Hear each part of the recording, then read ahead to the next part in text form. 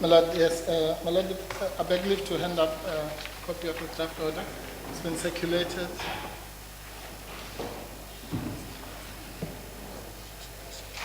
Two copies. Thank you very much. Yes. Then, my Lord, I just wanted to address two quick issues so that we don't ambush my learned friend in reply. The first is to do with the issue raised by Your Lordship about mediation. And simply to point out that on the 5th of January 2018, our client did propose mediation in relation, as I said, to the whole thing, and it was rejected for all intents and purposes. It's a long document that she gave in response to the Steenhuisen report to the DA, where she says, and I quote, "To the extent that I am permitted to do so and in an attempt to address the so-called tensions in caucus, and for the sake of unity and good governance, I deem it prudent to make the following recommendations to the FedEx subcommittee on the way forward. One, that all members of caucus be afforded the opportunity to engage in a mediation process which is aimed at the resolution of any conflict that may exist. And two, that in my view this will go a far way in improving relationships, remove hostility and misperceptions, and at the same time address the concerns about unity in the caucus, and which is very close to my heart." So that, as I say, that approach was rejected or never taken up by the other side. Then, the last point, again, so that Mr. Rosenberg can respond to, is that we will, and I'll dwell on it a bit more in reply, is just to say that we'll be asking the court, given the short timelines, it's an indulgence really that we'll be asking from the court, that it would be acceptable to us if an order was granted and reasons were to follow at a subsequent time. Otherwise, it might be, the order might be meaningless if it comes, let's say, a bit late. As God please. Provisions now for a timetable. Yes, for further papers to be filed. Is it intended that this set of papers will serve before the full bench? Yes, absolutely. This set of papers will be supplemented. No, there is a provision for supplementation, my Lord. It's paragraph. You're not going to do a whole new case number? No, absolutely not. Relief will continue on these papers? No. It's the usual thing that if and when we get the record, if there's a cause to supplement, we will then supplement at that stage. Yes, very well. As God please. The applicants will then have to prepare a third file, a third set of papers for the third judge. That's correct. If they could do that by early next week, it would That's be correct. appreciated. That's correct. Thank you, Mr. Rosenberg. Could I ask you before you kick off, as far as the draft order is concerned, the paragraph 3, are you happy with those provisions? I haven't had an opportunity to look at the timetable. I'll ask my team to look at that in the meantime. Very well. And then I note as well that there's been some tweaking with paragraph 1.1. Yes. Perhaps you could We'll also look at have that. some comment on that. Yes, that's the course of the argument. My Lords, may I ask your Lordship to turn to our heads of argument, because we're going to, in our oral submissions, follow the structure of the heads in order to make the presentation tolerably systematic for the court. And we would point out that the point of departure in this matter, as we know, is that interim relief is being sought pending the determination of the contemplated review in Part B. In Part B, there's relief sought both in the form of declarators that Clause 3.5.1.2 of the Federal Constitution, read with the relevant provisions of the FLC, are unlawful, and secondly, some related relief, and secondly, setting aside the decisions and actions of the First Respondents Federal Executive and the FLC, which purported to apply Clause 3.5.1.2. So that's the review relief that's sought. And in that context, if one could perhaps turn first of all to Clause 3.5.1.2, which is at page 77 of the papers. Your Lordships will already be tolerably familiar with that and will be aware of the fact that it provides for automatic cessation of membership in the event of a public declaration of resignation or a public declaration of an intention to resign. And we'll get back to that in due course, because this doesn't just go to the question of a subjective intention to resign. It goes to something qualitatively different, a public declaration of an intention to resign. And that's the basis upon which we will contend in due course that we are not dealing with the subjective state of mind of the declarant in question. One is dealing with objectively a declaration. A declaration, i.e., it is a statement made or published, which may be construed, is to be construed as amounting to an intention to resign. And if, for example, the councillor or member, let's confine it to a member concerned with to say, look, I did publicly declare an intention to resign, but I did it for the following, I had no intention. That would not help. This goes to something entirely different and serves a different purpose. And I'll get back to that. But the point is, 3.5.1.2 provides for cessation of membership on publication of a declaration of an intention to resign. And if I could then ask the court to turn to page 122, which is an extract from that part of the Federal Legal Commission's rules, which deal with how termination of membership in these circumstances is to be treated. We see, first of all, that a provincial executive or federal executive receives prima facie evidence which indicates that a public representative's membership has ceased.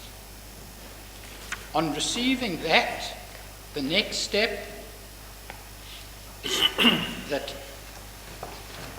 over the page, or perhaps in item 3, on receiving that, it must then be referred to the FLC. And at the same time, if one goes over the page, at page 122, a letter of cessation must be sent to the member concerned. And then the next step is the chairperson of the FLC must, as soon as possible after receipt from of the written reasons which the member is called upon to furnish in terms of Rule 5, must present this to the panel of the FLC. And so that panel gets presented with a copy of the public declaration or statement and the written response. And then the next step is a panel determination by the panel of the FLC. And this is a determination that doesn't involve the exercise of any discretion. It's just a determination whether objectively the facts exist, whether they have... paragraph 9? Paragraph 7. May make determination on the papers and communicate that determination. So the FLC must make that determination, and that determination is not a decision in the administrative law sense of the word, a decision that involves the exercise of any form of discretion which is subject to, for example, a review for reasonableness or irrationality, or subject to any partial attack. So that is a determination by the FLC. So it doesn't involve a decision in the sense that I've just articulated. This is just a straight determination, essentially more akin to a mechanical evaluation of the facts. And once that determination is made, that there has been the declaration, that determination is presented to the federal executive, who may confirm. That again is not the exercise of any discretion. The federal executive is not in a position to conclude, for example, that while there has been a public declaration of intention to resign, in the exercise of its discretion, it's not going to endorse the inevitable consequence that the federal constitution prescribes. So the confirmation process similarly doesn't involve the exercise of any discretion, and in that sense again, we're not dealing with a decision which is subject to administrative law. Or just mechanical? Just mechanical. In a contractual context? Yes. And the law of contract is now infused with the aims and objectives of the Constitution. Exactly. So you ignore all of the Barkhuizen versus Napier principles. No, of course it's infused by the principles of the Constitution, but in this case, the Constitution itself provides for a termination of membership in these circumstances. And I'm not dealing at this stage with the constitutionality of the provision as a whole. I'm dealing with how, in fact, in terms of the Constitution and the rules, as they stand, it applies. So in those circumstances, the argument is that this is a determination, not a decision, which involves the exercise of discretion. So once the determination has been made, and once that determination has been confirmed, one has an automatic cessation of membership of the party. And the consequence of automatic cessation of membership of the party is that in terms of Section 27C of the Structures Act, a councillor vacates office during a term of office, amongst other things, if that councillor ceases to be a member of the party to which that councillor had hitherto belonged. So that follows from Section 27(1)(c) of the Structures Act. And then, if one has regard... Sorry, which section of... Section 27? 27C.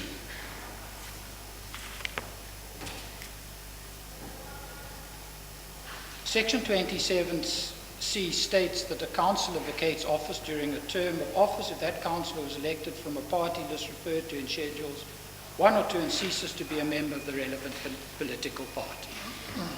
And Section 59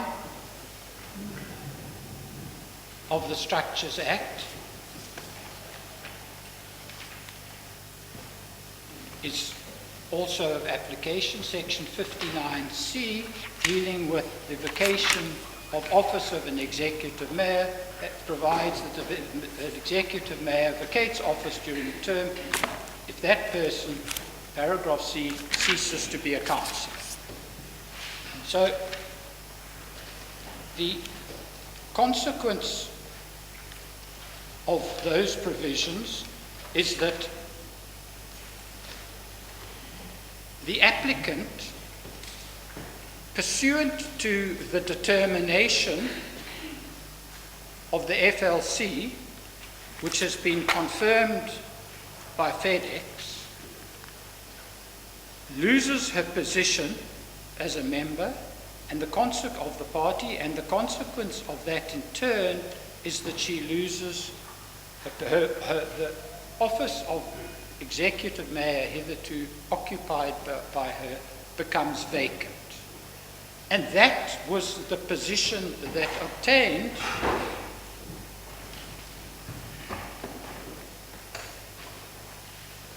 by the time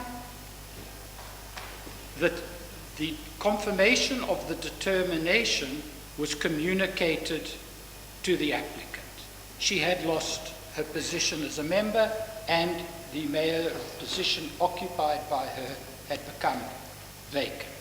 And on the papers, although we've indicated in paragraph 8 of our heads of argument that there may be some disagreement between the parties as to when a vacancy for the position of a mayor, of a council, and by necessary implication a mayor actually occurs, it appears on further consideration of the papers and having heard the argument put up on behalf of the applicant and having had regard to the form of the relief that's sought, particularly in Part B, that it is recognized that the effect of the confirmation of the determination has that which I've indicated to your lordships.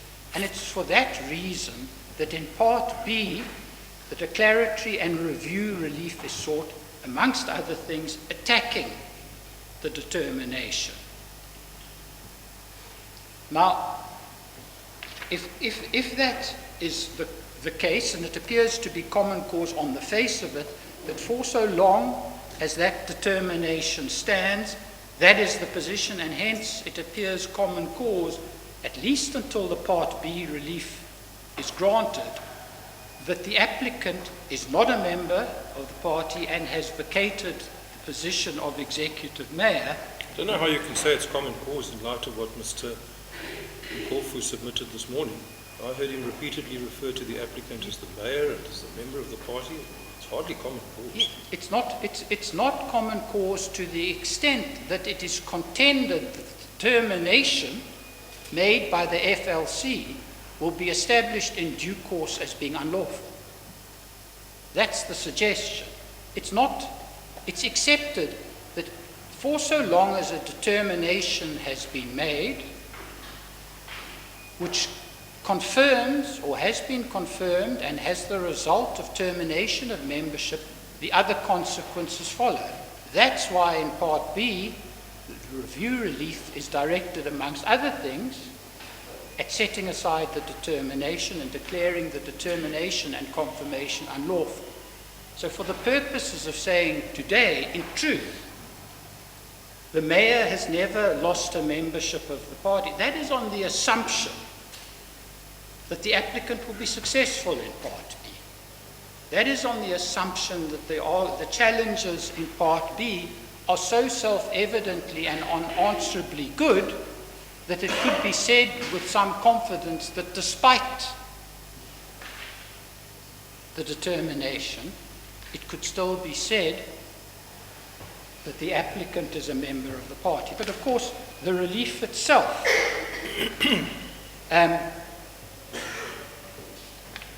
recognizes, both in Part A and Part B, that a determination has been made, and that determination has certain legal effects. In Part A, the court is asked to suspend the operation of what has happened. And effectively, by suspending what has happened, to, if one uses the language or metaphors utilized in the cases, to rewind the position. So the structure of the notice of motion, the relief sought both in Part A and Part B, recognizes that at the moment decisions have been taken which have certain consequences. This court is asked effectively to suspend those decisions in effect for the duration of the interim interdict, to establish a situation that those decisions no longer have, for the intervening period, any force and effect. Now,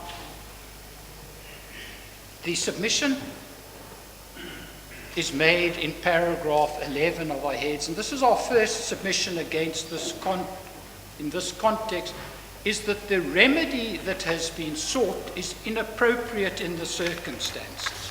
We make the submission that the essence of interim interdictory relief is to maintain the status quo, sometimes described as being to freeze the status quo pending the determination of the main proceedings. But as I hope to have demonstrated to your Lordship, until such time as the Part B relief is dealt with, the fact of the matter is the applicant is not a member of the DA, she's not a councillor, and she's not the mayor. And the effect or the relief that is sought by the applicant is to return her to those positions. She doesn't seek to maintain the status quo, she seeks to reverse or rewind, to reverse the status quo, and we make the submission that is fundamentally antithetical to the purpose of interim interdictory relief. Interim interdictory relief is not intended to have an effect which is in truth akin to the Part B relief. And we make that submission in paragraph 12. And in those circumstances, we say that the effect of the relief sought in paragraph 2.1 particularly is to invert the status quo. The only relief in Part A, which is in truth interdictory relief in the proper sense of the word, is that sought in paragraph or prayer 2.3 of the Part A in relation to the IEC's chief electoral officers interdicted from filling the vacancy.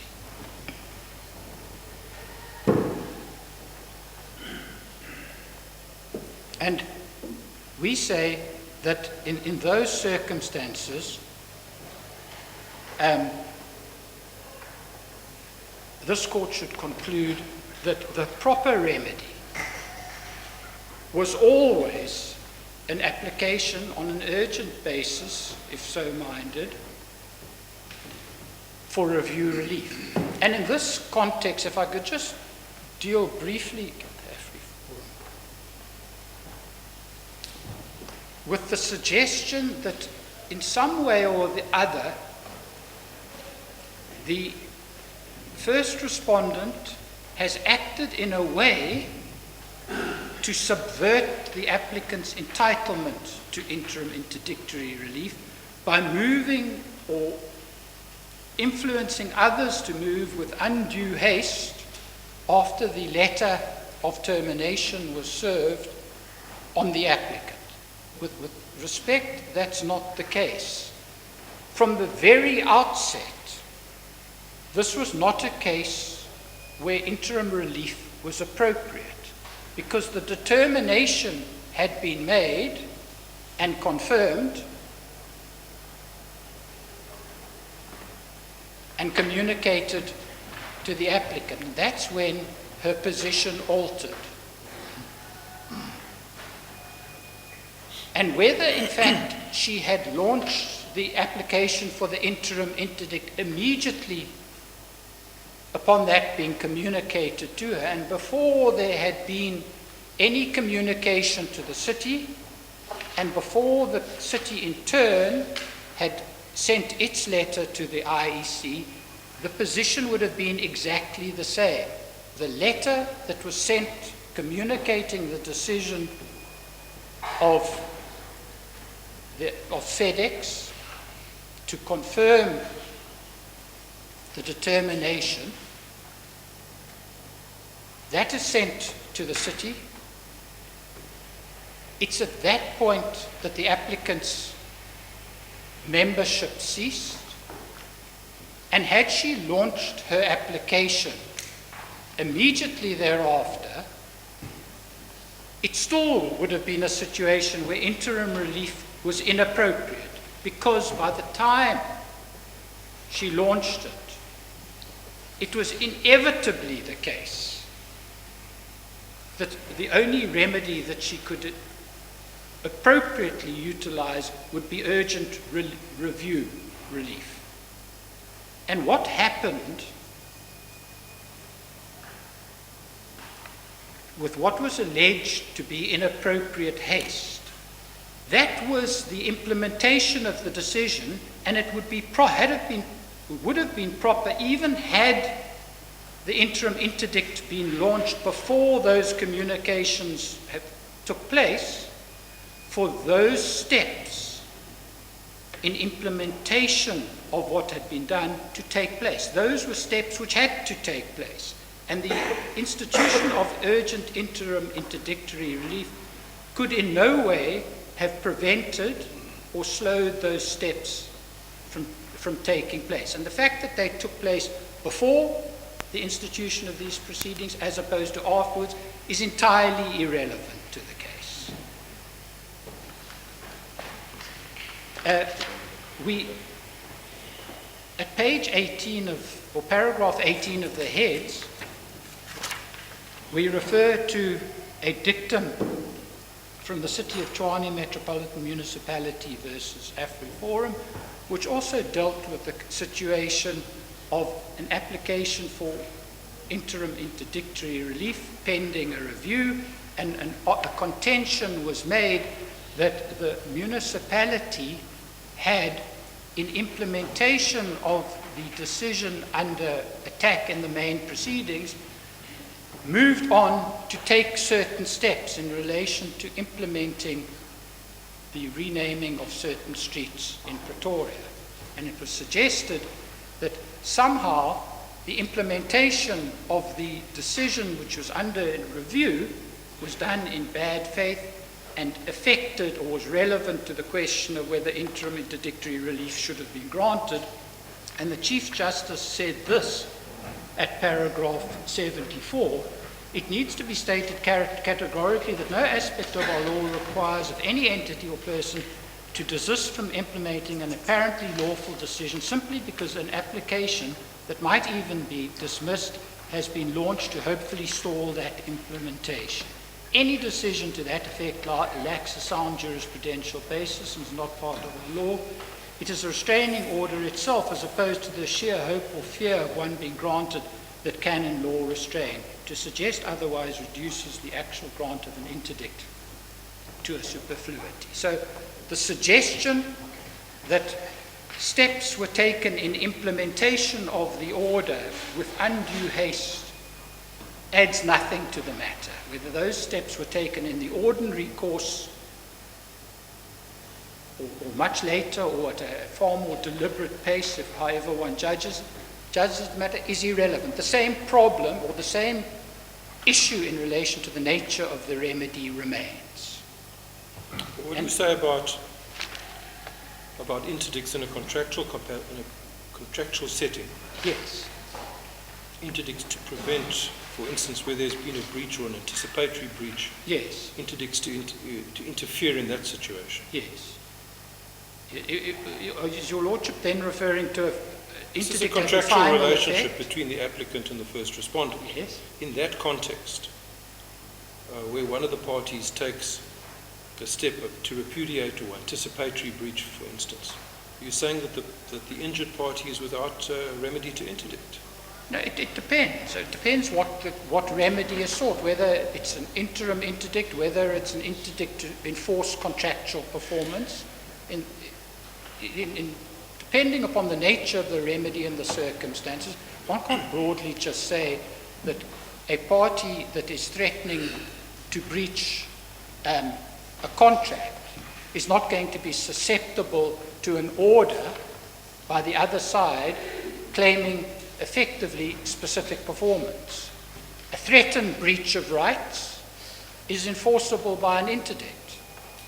I think in those circumstances, if I understand your lordship correctly, there wouldn't be a problem. But we're dealing with something entirely different here. We're dealing with an interim interdict, which, as I've indicated, is intended to preserve the status quo.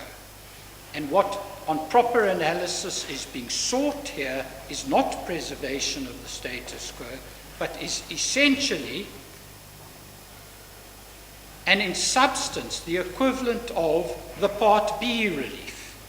It's not interim interdictory relief in nature at all, for the reasons we've indicated. What is your submission on the submission by the council from the other side that, look here, the structures themselves, the composition of the structures is problematic, they've been challenged, and that the structures, if the structures like the panel, FedEx have not been properly constituted, Yes. so whatever decision that they decide upon cannot have any effect. As at the end of the day, that is why then, if I understood them correctly, the applicant is saying, as a result of that, so you cannot remove them. Yes. Because if the structures were properly constituted and everything was done according to then I would have no problem. Yes. Of course the applicant is saying that, and of course the applicant can say that, but that's an issue which has to be decided in Part B. And if the court in Part B is in agreement that, for example, 3152 or 3152 is unlawful for the reasons contended, and that for that reason and for any other reasons that may be put up, the determination and confirmation of the membership termination is bad, well, then of course You can go to Part B. that is determined in Part B. But until But now Part they B, are saying that before they will go to Part B, would say, let's leave the things as they were, full. Meaning that for 2 weeks from now, because now we've got a date, this is what the applicant is coming to court today saying. Say now, it has been determined. In 2 weeks' time, everything will be revealed, will be fully ventilated in court. But presently, because we've got these allegations and counter-allegations, let the status quo and well, if I'm just to add to that again, I just want you just to link to that.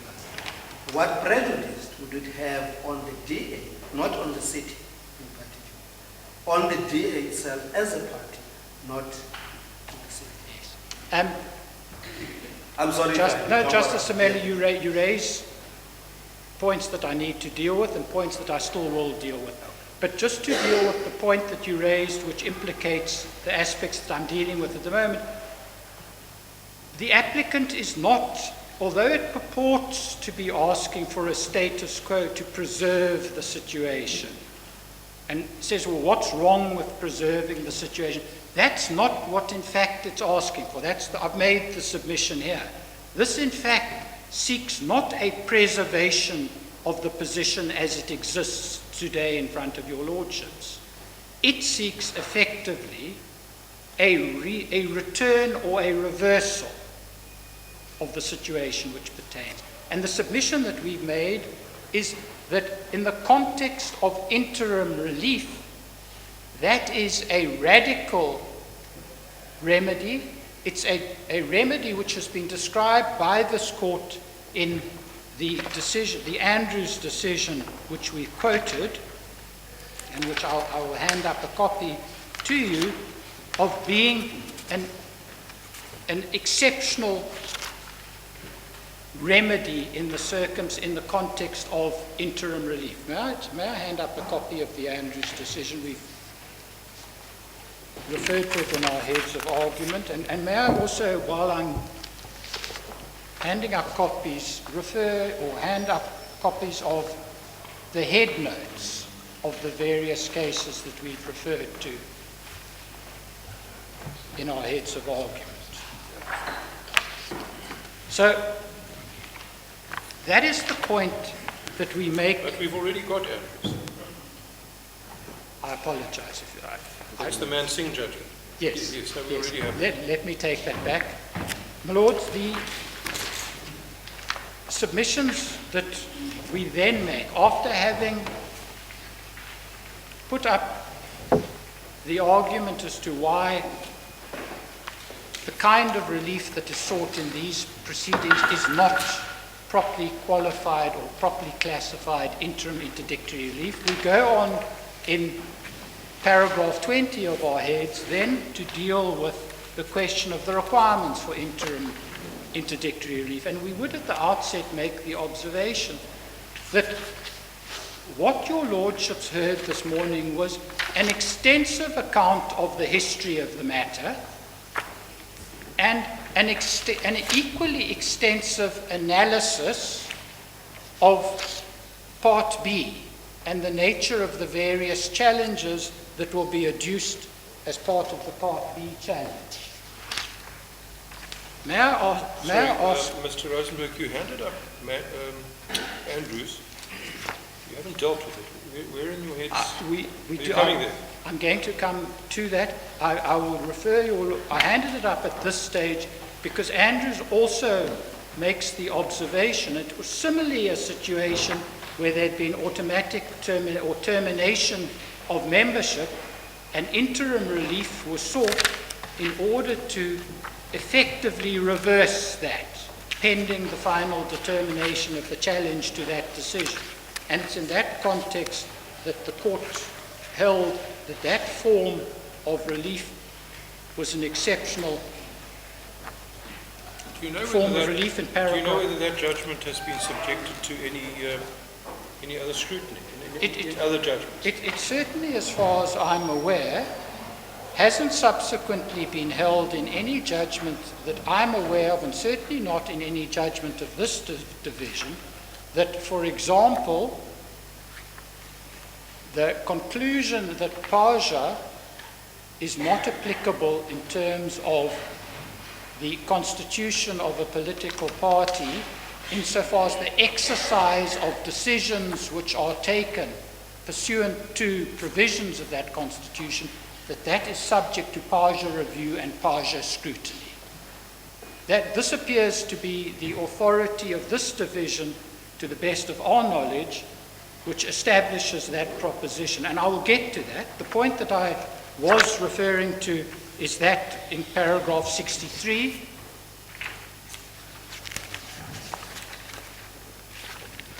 of that decision, in the context of irreparable harm, it's said there that nevertheless the applicant seeks interim relief to in effect temporarily reinstate her membership of the DA in order to retain a seat on the City Council. That's obviously what we're dealing with here.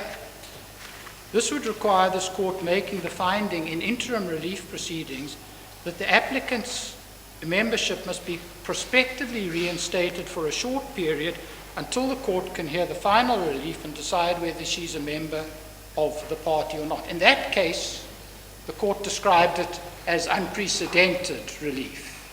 And certainly I would submit, we haven't been able to find a precedent which establishes the appropriateness of a court granting interim relief in these circumstances of this character. And we would submit that that description of the character of the relief as being unprecedented was well made and continues to apply in this case. So that's our submission in relation to the preliminary contention of the inappropriateness of the relief that's sought in interim interdictory proceedings. We then turn to the question of the requirements for interim relief, and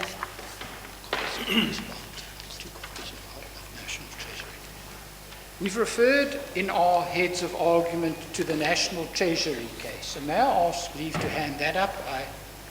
I believe that isn't part of what's already Is that the Concord case? the National Treasury and others versus the Opposition to Urban Tolling Alliance and others. The Constitution. I think we've got it in your bundle. You would have the head note, and you. Huh? Oh, you've given us the... If I could ask your lordships to turn to paragraph 31 of that case. Your lordships will be aware that that too was an appeal against the granting of an interim interdict preventing the implementation of tolling on freeways in Gauteng, pending the review of certain decisions taken that there should be toll roads and tolling on certain roads and certain accompanying environmental decisions necessary for that regime to be put in place. So that's the context of the appeal that was dealt with in what is sometimes referred to as the outer case. And if your lordships would have regard to paragraph 31 of Moseneke, Deputy Chief Justice's judgment, he says, having granted leave to appeal, we must now decide the merits of the appeal. To do that, I need not determine the cogency of the review grounds. And this is very important because it's an indication of the proper approach to be adopted in the context of an application for interim relief pending a review. And if I could just at this stage pause to point out that one must beware of perhaps loose or careless terminology. In a conventional interim interdict situation, my lords, one knows what the first requirement is to obtain interim interdictory relief. That is to establish a prima facie right. So to take an analogy, in the context of nuisance, for example, if an interim interdict is sought to prevent ongoing nuisance, pending final proceedings or proceedings for final interdictory relief preventing the nuisance continuing, the interim application or the applicant for interim relief must establish a prima facie right, at least a prima facie entitlement to prevent the nuisance continuing. So in the context of interim and final interdictory relief, using that as an example, it's fairly clear what is meant by a prima facie right, which is then going to be the subject of the final or the main application. But in the context of review proceedings, we're dealing here with an application for interim interdictory relief, essentially pending review proceedings and proceedings to challenge the lawfulness of certain decisions.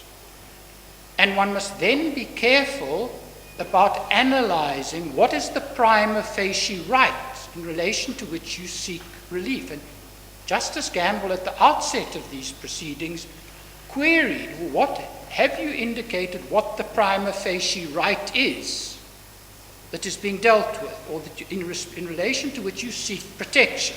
So, as an important pointer, Moseneke TJC says at paragraph 31, bearing in mind that we're dealing with an interim interdict pending a review, he says that I need not determine the cogency of the review grounds. It would not be appropriate to usurp the pending function of the review court and thereby anticipate its decision.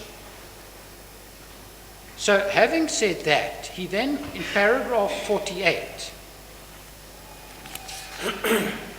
goes on to deal with the prima facie right that needs to be established in the context of interim interdicts pending reviews. And he says as follows: at the outset, the High Court had to determine whether applicants had established a prima facie right, although open to some doubt. It examined the grounds of review and was persuaded that they bore prospects of success and that therefore the applicants had established a prima facie right to the decisions reviewed and set aside. 2 comments are warranted. First, we heard full argument on the merits of the review, just as your lordships have heard today. Almost to the exclusion of anything else, bar the history, your lordships heard argument on the merits of the review. I'm unable to say without more they bear any prospects of success. That decision I leave to the review court. Your lordships have been asked repeatedly to express or reach a preliminary view on the prospects of success. Secondly, there's a conceptual difficulty with the High Court's applicant. The High Court's holding that the applicants have shown a prima facie right to have the decision reviewed and set aside, as formulated in prayers 1 and 2. The right to approach a court to review and set aside a decision in the past, and even more so now, resides in everyone. The Constitution makes it plain that everyone has a right to administrative action that is lawful, reasonable, and procedurally fair. And in turn, PAJA regulates the review of administrative action. And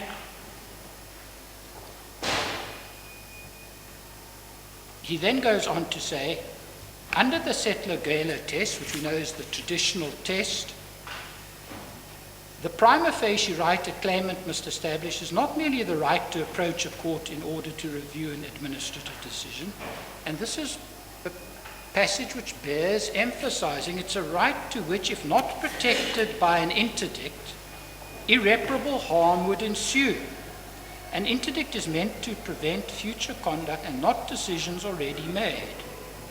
Quite apart from the right to review and set aside impugned decisions, the applicant should have demonstrate a prima facie right that is threatened by an impending or imminent irreparable harm. The right to review the impugned decisions did not require any preservation pendente lite. Now, in those circumstances, we make the submission in paragraph 23 of our heads, if I could ask your lordships to turn back to that paragraph.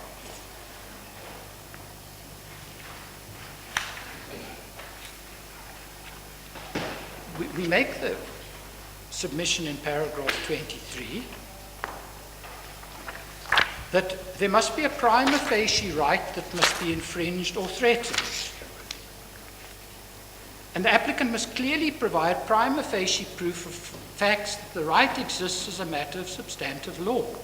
And we say in paragraph 24, first, the applicant doesn't do this. If one has regard to the founding papers, it's not anywhere apparent of what the applicant asserts her prima facie right, which is threatened and which requires protection in the Settler-Gayler sense, is. She makes out a case for the preservation, as we understand it, of her rights to bring the review application, but we know that that's not the kind of right that requires protection in interim proceedings.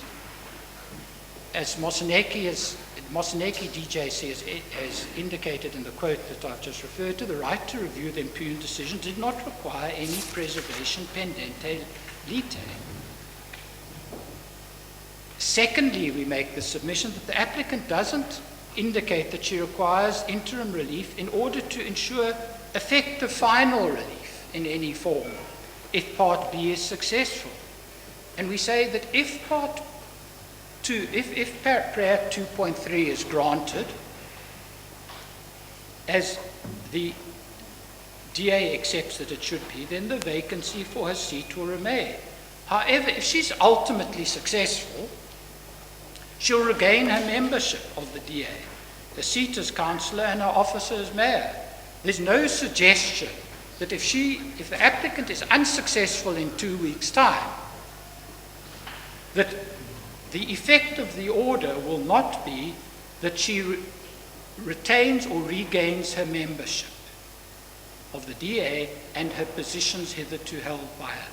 No suggestion anywhere in the papers that that relief could not or will not be awarded to the applicant if she's successful in 2 weeks' time. And with great respect, one can't conceive of any basis upon which that relief, if she's successful, would not be granted. Shortly stated, There's no basis to conclude that unless the applicant obtains interim interdictory relief, she will be denied her rights to obtain effective relief, if that's what the contention is, but we know that it isn't.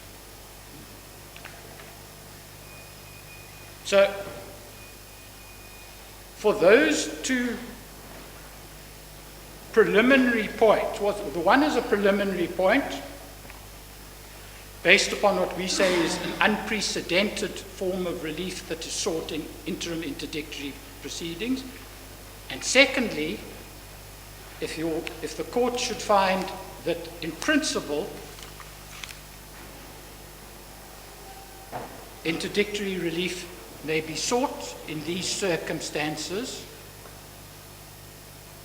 the applicant has failed to establish a prima facie right as required of her and in the context of the outer decision.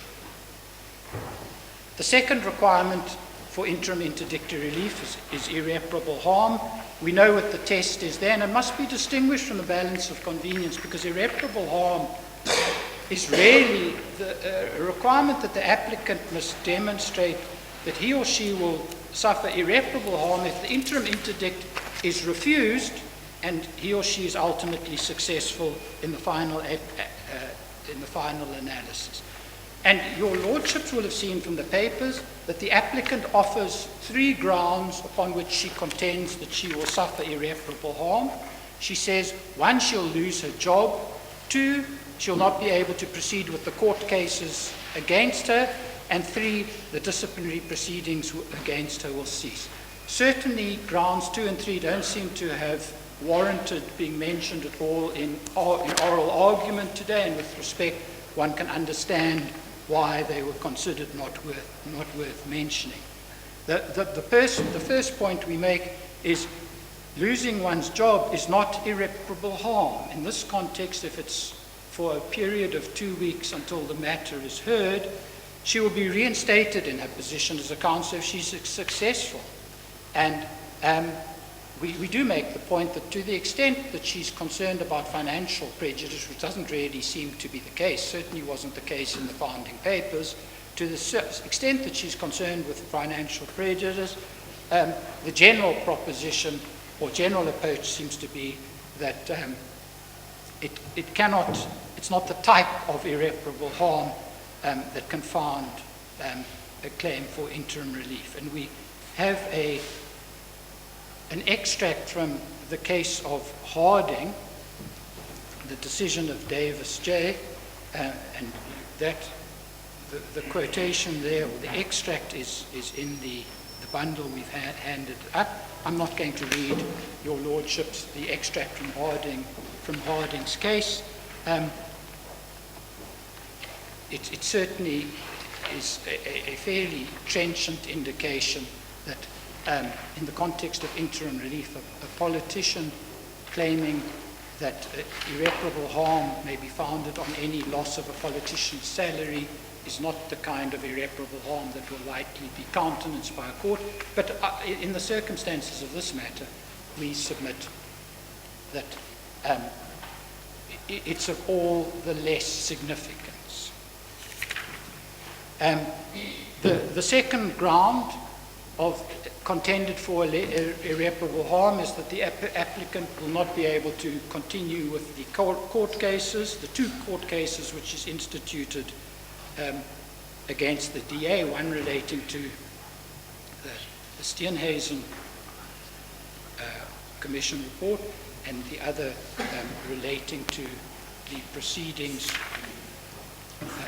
flowing out of the proceedings for interim relief in relation to the no confidence vote of the 15th of February. We make the point that this is not irreparable harm for the reasons we've set out there. I'm not going to take your lordship through them, but all the more, of course, if this matter, the main application, is postponed for 2 weeks, or is heard in 2 weeks, it goes back to the point we've made earlier. There's no question of irreparable harm being suffered as a result of a delay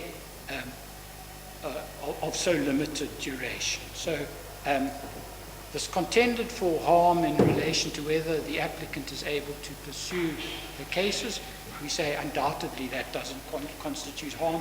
On any basis, she'll be able to pursue her cases, and in any event, the main application is to be heard in the short term.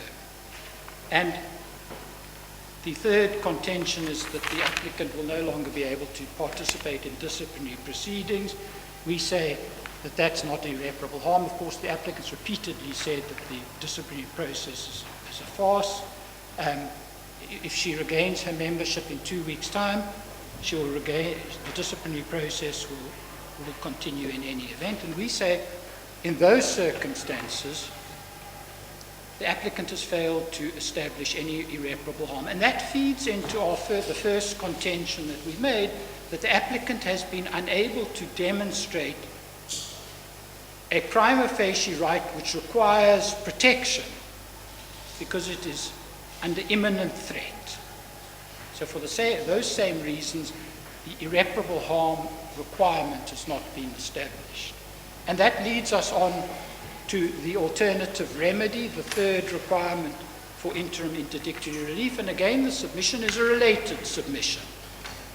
The applicant says that she has no alternative remedies, but she in fact hasn't dealt with the obvious and appropriate remedy that should have been pursued, and that's the remedy that will be the subject of proceedings in 2 weeks' time. And your lordships will be aware that the first respondent suggested to the applicant in correspondence immediately before this case that the only form of appropriate interim interdictory relief that was still, or that was open to adjudication was that in prayer 2.3. There's clearly been an agreement on that score, and we know that no steps are going to be taken in any event by the IEC in the interim. And the suggestion was made that in those circumstances, the parties could agree to the hearing of the main relief within the week, was the proposal put up, as early as next week. That, in a sense, has been overtaken by this court's confirmation that those proceedings will be heard in, or can be heard in 2 weeks' time. So that then gets on to the balance of convenience. And I must emphasize, one only gets to the balance of convenience in the context of this case if your lordships were of the view that the other requirements and the other impediments have been overcome or established by the applicant. As far as balance of convenience is concerned, the test is not quite as articulated in my submission by counsel for the applicant. It's not a question of what harm will you suffer or what prejudice will you suffer if interim relief is not granted and you are finally successful. That strays into the irreparable harm inquiry.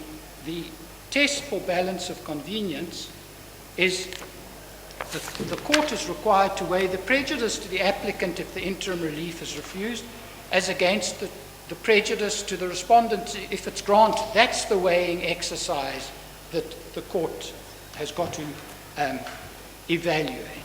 Now, as far as prejudice to the applicant is concerned, as opposed to wider forms of prejudice or other considerations, weighing up the prejudice that the applicant herself will suffer with respect, we've already dealt with the fact that it'll be minimal, if anything, given the extremely short duration. And we make that point in paragraph 38.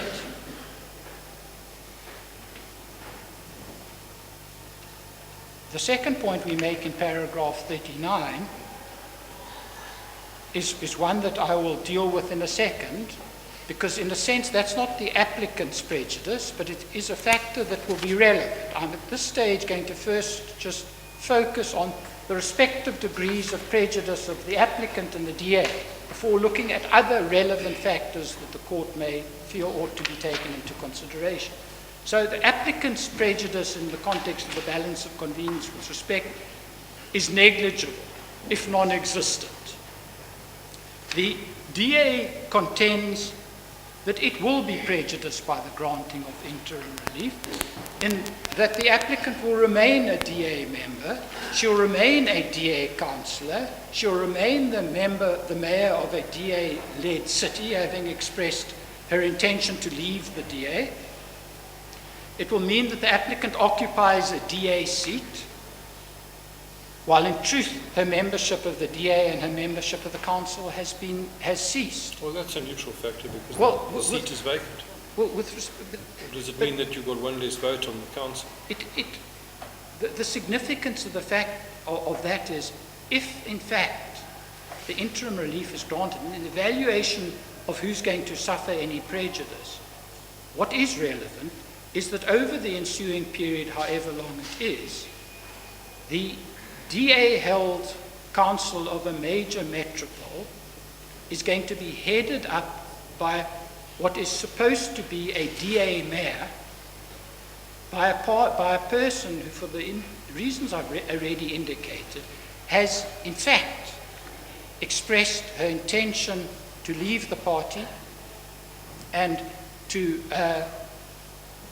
in those circumstances, not subject herself to the discipline of the party. And if I may, just in this context, correct what we say is a fundamental misapprehension that percolates through the applicant's submissions, and that is that somehow this is undemocratic. There's a failure to recognize the fact that, as is said, the applicant has been elected. But the truth of the matter is, the applicant is not elected as a councillor. The applicant occupies a DA seat.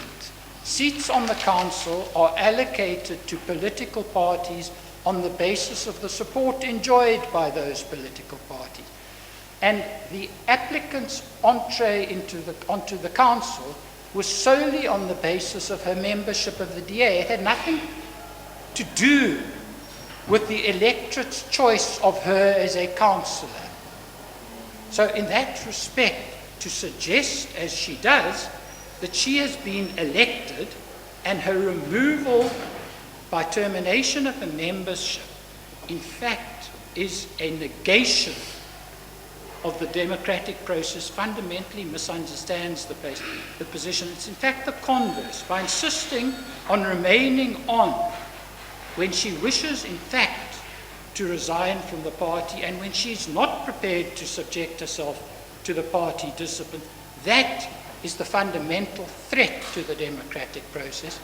And it's that which underlies, when we get to it, the importance of having a termination process of the kind in question, because it is important in our multi-party democracy, where parties are elected, that those representatives should subject themselves to the party discipline, align themselves with the party discipline, and if, as in fact, counsel for the applicant himself at some stage described it, applicant has gone rogue.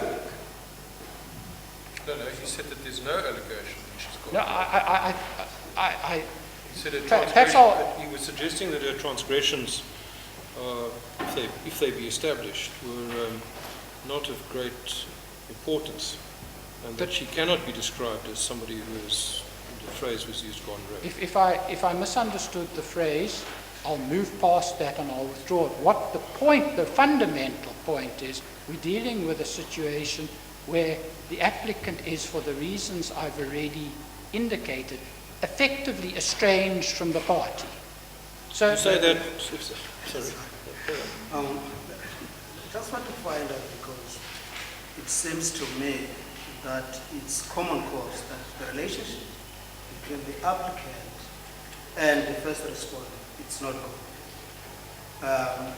And would then the first respondent be severely prejudiced if for 2 weeks, because we understand that this impulse has been there for some time now, will it now, in these 2 weeks, being severely prejudiced, Yes.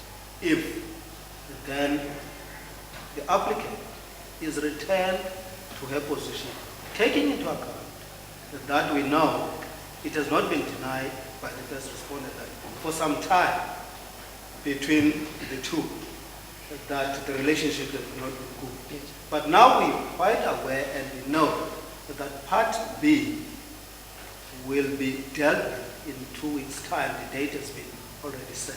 Yes. So will there be any severe prejudice Yes. to the first respondent within this short period? Because I've been listening to him say, well, there will not be such severely prejudicing on the part of the applicant. Now, I'm saying on the part of the first respondent, in this, because it seems as if it's common because everybody saying it's short, but 2 weeks, going there, what would make then the first respondent not to tolerate the applicant for 2 weeks, because it has been a very long time. If I could answer that question as crisply as I may and say that we're dealing with a confined element of the requirements for interim interdictory relief. What is the respective degrees of prejudice? That's the balance of inconvenience inquiry. I've made the submission that in weighing that up, it's not a question of how severe is the first But respondent. at the same time, we have to take all the factors in its totality. We can't just pick on one factor and we go to town about it. No.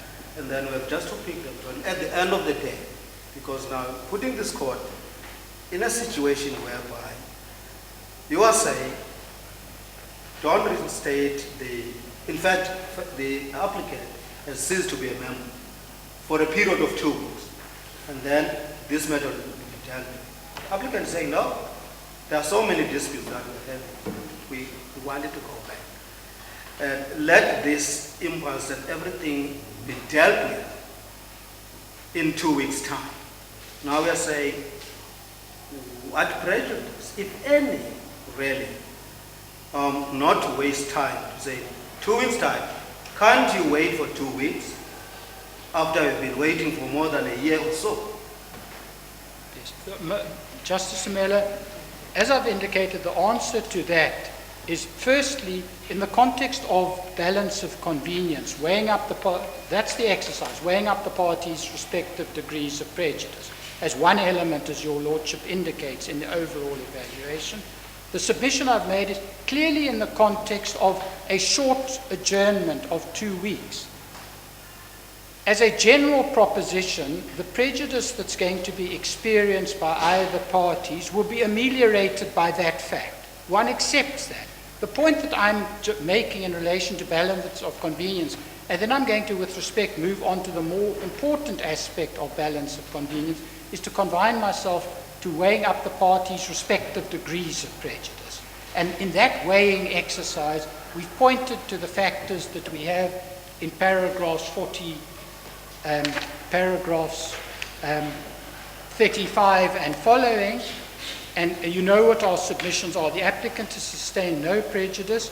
Whether your Lordship would say that the kind of prejudice to which we point in those paragraphs on the part of the DA is significantly ameliorated by the short adjournment, that may be so, but in the weighing exercise, we've made our submissions on their respective degrees. Well, has there been any undertaking from the applicant to subject herself to party discipline?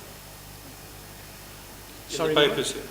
You say has there been any Well, undertaking on the part of the applicant to subject herself to party not discipline? that I'm aware of. We certainly know from the history of the matter that the parties have essentially been in conflict with each other over every aspect of the implementation of party discipline. And were she, for instance, to exhibit a penchant for public interviews, would the party have any control, No, qua member, no.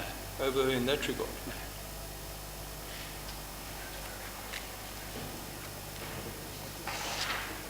And whether a person who intends to resign from the party would be having the party's best interests as his or her priority must be doubted. And that's why we have the termination provision, for that very reason. The final point that I want to make in relation to the question of balance of convenience is the question of governmental flux. There's been talk of the fact that a mayoral committee, as we know in terms of the Structures Act, is disbanded when the mayor's position becomes vacant. So that's already occurred. The mayoral committee has been dissolved and a fresh mayoral committee must be established. What we say in this regard is, in trying to project what is going to be the least disruptive course for the citizenry, and this is outside respective prejudice of the two parties, what is going to be the least disruptive course for the citizenry is really a projection into the future which is extremely difficult to make. Because in the nature of the discord that has arisen between the parties, we see already that there has been a change in terms of the dissolution of the mayoral committee. The deputy mayor, who is now the acting mayor, is obliged to establish a fresh mayoral committee. And with regard to the position in the future, it's all going to be it's going to be a balancing of the interim relief that is granted or not granted. Either if interim relief is granted, then in fact the mayoral committee that has been dissolved will be put in place again. If interim Mr. relief... Rosenberg, why hasn't the party come forward and said, Mako will stay as it is? Yes. We won't fiddle with it. Or is Mako itself dysfunctional? No, there's no indication that that's the case. So why hasn't the party said, well, we'll give you that undertaking? That reduces the risk significantly. The problem with that regard, in that regard, is essentially that it is the deputy mayor's prerogative and obligation to establish the mayoral committee. The DA is not in a position, and with great respect, equally the court is not in a position to make any order in relation to the establishment of the mayoral committee. The deputy mayor is a DA functionary, yes, isn't he? But with respect... He will certainly be bound by party discipline. Yeah, one would expect... Or is he going to go rogue and put in who he wants?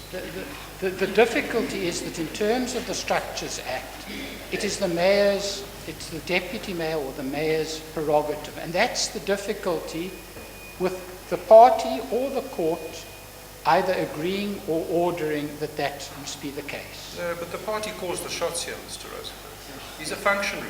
Yes. Mr. Self will in all likelihood tell him what to do as well, yes, like he tried to tell the mayor what to do. So why doesn't the party come forward and say, we give you an undertaking, that this is what's going to happen, Mako will stay as it is, service delivery will continue, day zero will remain day zero.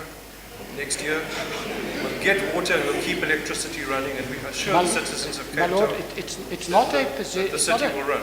It's not a position or an issue which I'm in a position to answer, other than to say that, as I understand it, it's anticipated that that itself will give rise to discord because of factionalism within the council.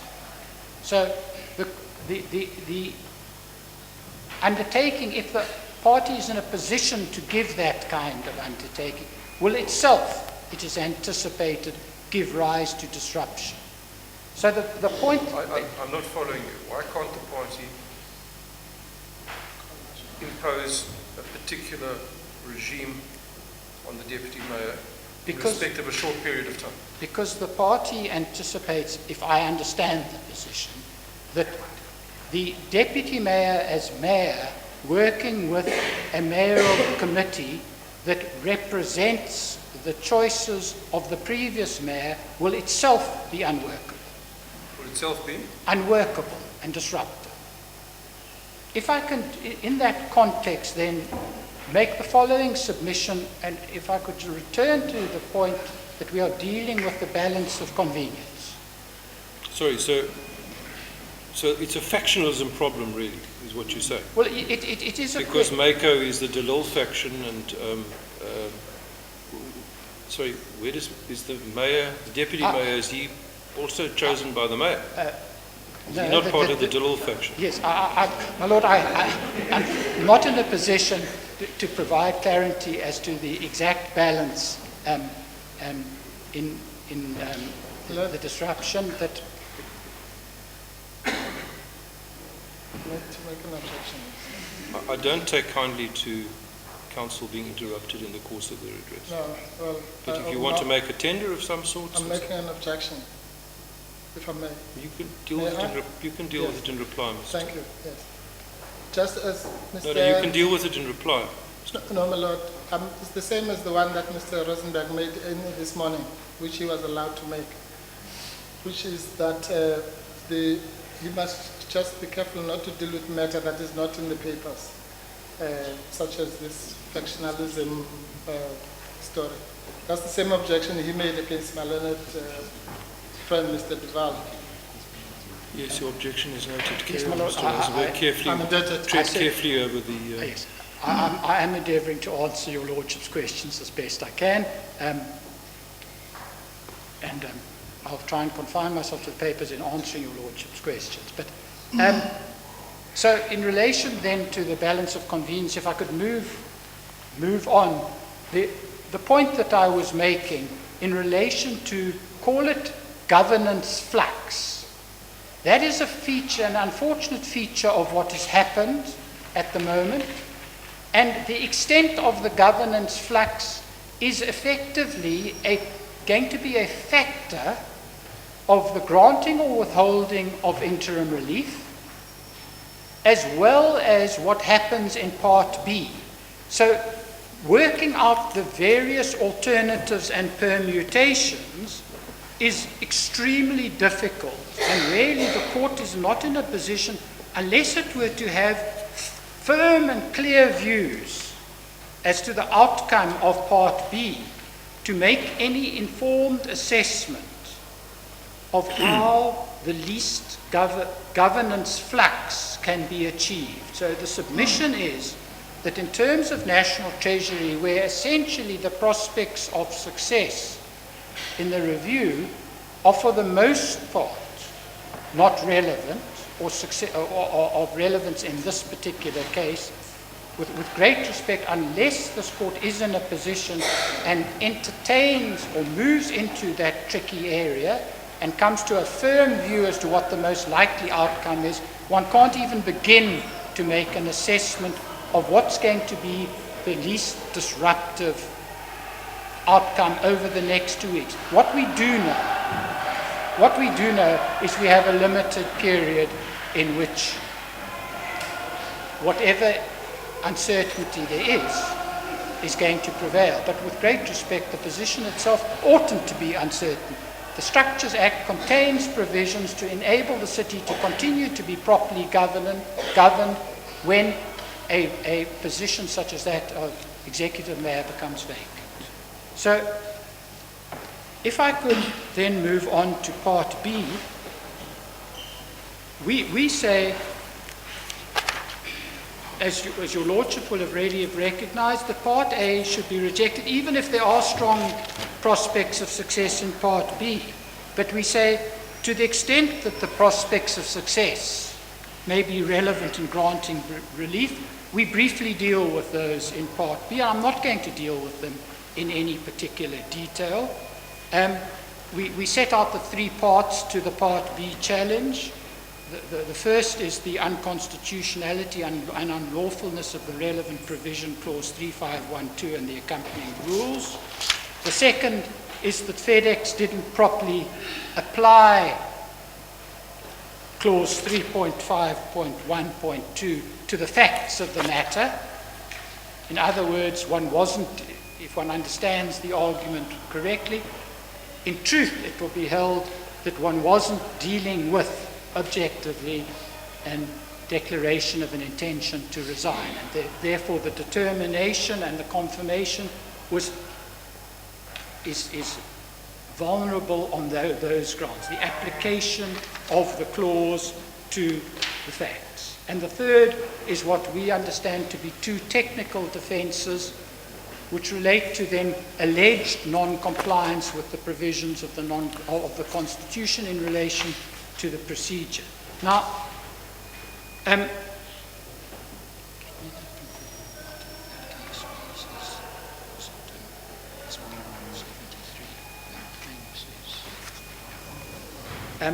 the first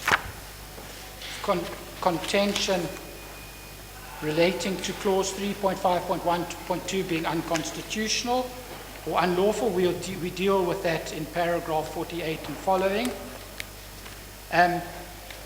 We would point out that the case seems to have undergone some kind of an alteration or modification in this regard, because in the founding papers we're told that it was contrary to PAJA, the rules of natural justice and public policy, insofar as being constitutionally inconsistent. The case in the founding papers was that it violated the clause 16 right to freedom of expression. Your Lordship will have noticed that didn't warrant a mention in argument this morning, and it's inconsistent with the principle of democratic government in section 1 of the Constitution. Equally, that didn't merit a mention this morning. The emphasis, as far as unconstitutionality is concerned, has shifted now to section 19 of the Constitution. As far as, and that's a shift that was not promised or referred to in the founding papers at all. As far as the PAJA natural justice challenge is concerned, we set out 3 reasons why that clause, that attack should fail. We say, first of all, that on the basis of Andrews and on the basis of first principle, we say that neither the clause nor the application of that clause are administrative action subject to PAJA. This was the finding of this court in Andrews, and for present purposes, that's the approach that should be adopted in interdict proceedings such as this, where this precise clause was an issue, and the court did hold in that case that decisions to terminate a person's party membership is not administrative action. And secondly, we say, as a matter of principle, it's perfectly permissible for, in the context of a party's constitution, to determine that there are some offences which are so severe and so significant that the only appropriate sanction is dismissal. That is a contractual provision which, as was pointed out by the court this morning, persons who join the party must be taken to be aware of. They agreed to subject themselves to the party's discipline, and the party, even if one moves on to section 19 rights, the party is, in the context of the entitlement to form and operate political parties, to take part in our multi-party democracy, entitled to put in provisions which are directed at assisting accountability, at assisting party discipline, at assisting implementation of party policy. That's fundamental. And we have your Lordships have been referred to the Ramakatsa decision in the applicant's bundle of authorities. And if I could just ask your Lordship to make a note, a reference to paragraph 73 of Ramakatsa's case, because the Constitutional Court there emphasizes the importance of the point that I've just made, where it says the following: Section 19 of the Constitution does not spell out how members of a political party should organize the right to participate in the activities of the party. For good reason, this is left to the political parties themselves to regulate. These are internal matters of each political party. Therefore, it is these parties which are best placed to determine how members would participate in internal activities. The constitutions of political parties, the instrument which facilitate and regulate participation by members in the activity of the political party. For that reason, we say it's entirely permissible for the DA on this basis to determine that there are certain offences which are of such a character that the only appropriate sanction is one of dismissal. And that again was the finding of the court in Andrews. What is the submission, Mr. Rosenberg, on the applicant's allegation that you did not treat this case in a similar fashion like the ones of my money, scholars, etc.? Yes, Because yes. this links As perhaps I can answer that out of sequence. The allegation is made in reply. It's not a case that's made out in the founding papers. So we haven't had an opportunity to deal with that. Reply came in late in the day yesterday, and the allegation is made that there have been other cases where it's contended that the clause found application. First of all, there's been no opportunity to deal with that. As far as the Jones case is concerned, well, the facts of that speak for themselves, and one knows that in Jones's case, it was dealing with a resignation as a councillor. Insofar as the question of termination of membership came up in the court below in Jones, the court below held that the alleged termination of membership via a declaration of intended resignation was not established. But having said that, to answer your Lordship's question, on those specific instances, that will have to be dealt with in the main application. But what I would emphasize is that in the present case, there is no room, or little room, to find that there is the exercise of a discretion which is exercised for improper purposes or exercised in bad faith in the context of the decision we're dealing with. In this case, we know as a fact that on the 2nd of May, the Federal Executive was advised by a member, what page is that? That email on the 2nd of May. I'll get the reference for your Lordship. The Federal Executive was advised on the 2nd of May about the Makeza interview by a member. That one sees that at page 255 of the papers, where Ms. Kapani MP writes to the chair of the Federal Executive to draw his attention to the issue in question, and specifically raises with him what the implications are in the light of Section 3512. In those circumstances, we know that if there is prima facie evidence of a declaration of intention to resign, the Federal Executive must refer this to the FLC for a determination. So, and I've already dealt with the consequences of the absence of any decision in the administrative law context where the discretion is exercised in good faith and the like. So in this context, aside from even trying to point to differences between the examples, whether in fact one or more of the examples quoted in reply was a conditional intention or not, and working through that, really it takes the matter no further. This contention that there was some form of witch hunt or an intention to target the applicant in the context of the arbitrio boni viri argument, really, with regard is had to the nature of the processes in question, that argument gets the applicant nowhere for those reasons. So,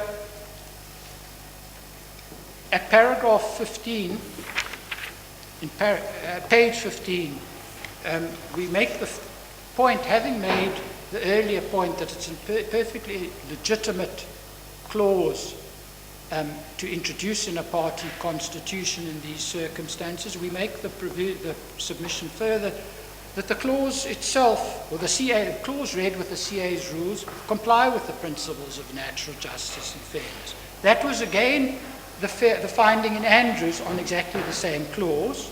The applicant was afforded an opportunity to make representation. She made representation. She made the inevitable claim in her papers that the representations were made in haste.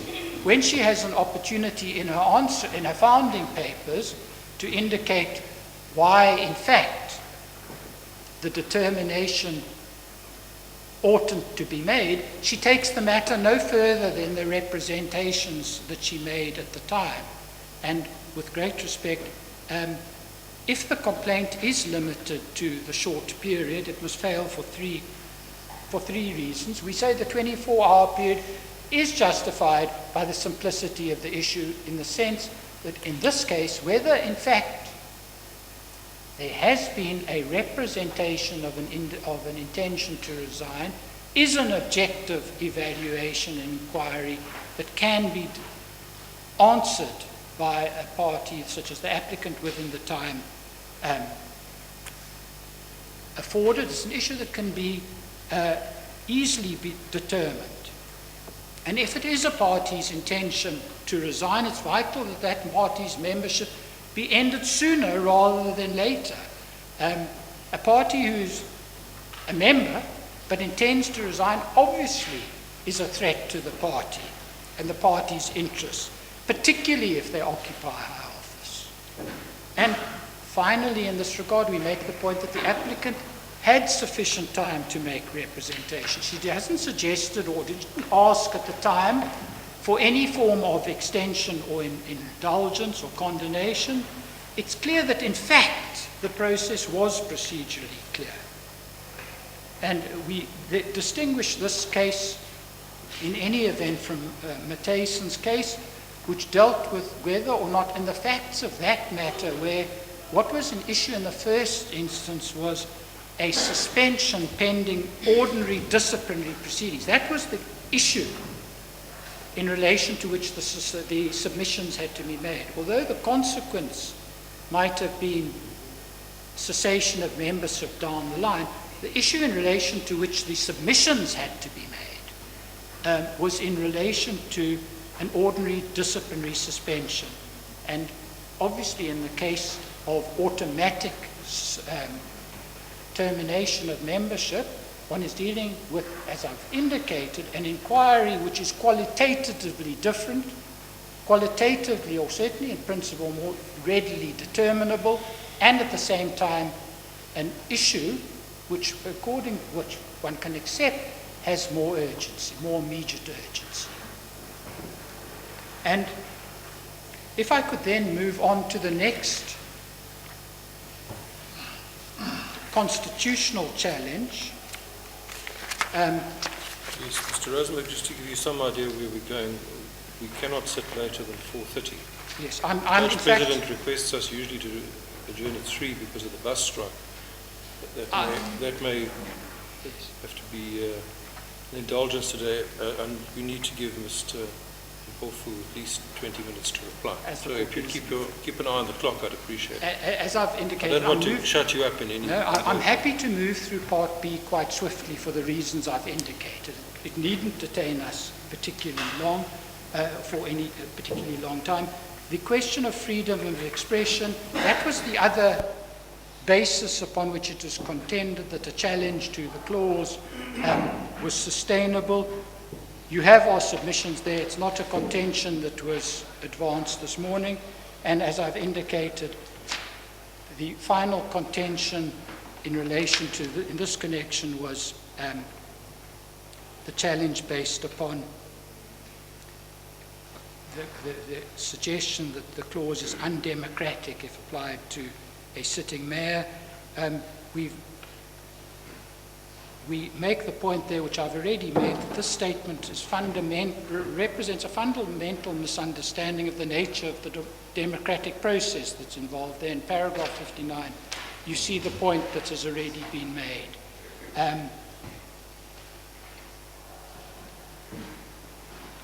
And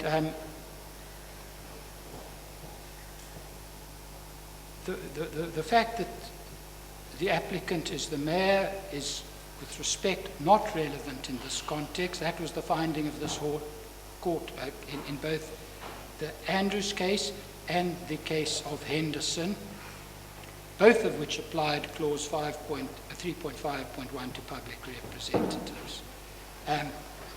And as far as Henderson is concerned, Mayor, it's a very short judgment.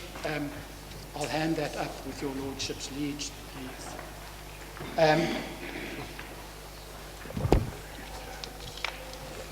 And in paragraph 63, a point again, which has again been made, we say, recognizing the difficulty of the reliance that had been placed in the founding papers on these provisions, the applicant seeks in reply to found a case on section 19 of the Constitution. I've dealt with that already. And What is the point that you got brought out in Henderson? the last paragraph of Henderson, page 6, paragraph 11, it was found there that a person who joins the first respondent contracts with its members that he or she will abide its constitution and his conduct and membership will be regulated by its provisions. As a member of the first respondent, the applicant's membership is subject to the first respondent's federal constitution.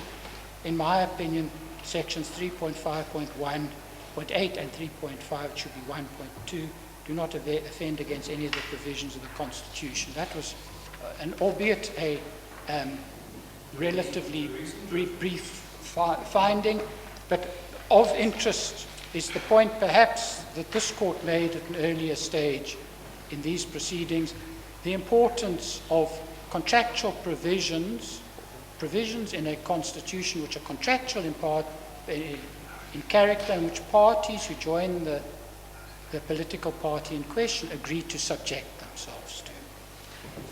And in those circumstances, it does suggest, as we ourselves submit, that the room for finding that the provisions in question are unconstitutional on the kind of for the kind of grounds suggested by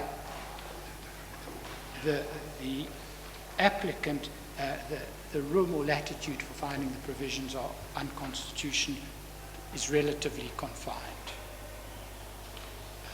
The final section is the application of the clause. Again, there are three brief points that we wish to make. The firstly is that the clause requires a public declaration of an intention to resign, and we've made the point it doesn't require a subjective intention to resign, which in effect could never be known to the party. So really, if it were a subjective intention to resign, one would be getting nowhere. It's meant to prevent DA members from publicly stating that they will be resigning, when in fact they intend to resign, whether they intend to resign or not. And we say that for that reason, the subsequent recantation of the declaration is irrelevant. The question is whether in her interview with Mackay's, she expressed a public declaration to resign. We've made the submission already that this is essentially an objective evaluation, and we say a reasonable listener with knowledge of the context would conclude that she declared her intention to resign. Has your lordship's been given copies of the transcript? If I could hand those up.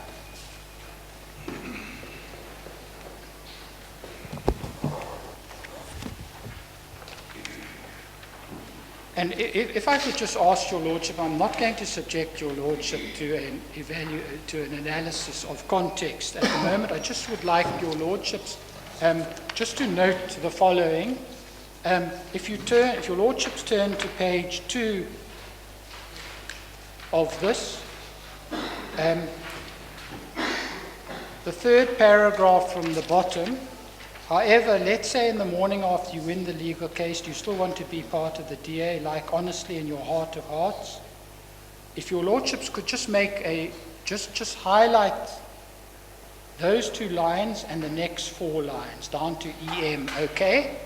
If your lordships are minded to, at this stage, to evaluate context, if your lordships could just highlight those lines. If your lordships would turn over the page. Sorry, it starts, I go to Saturday morning after. Yes, and down to 5 or 6 lines further on, EM says okay. So that's those lines, if you would highlight them, and if you...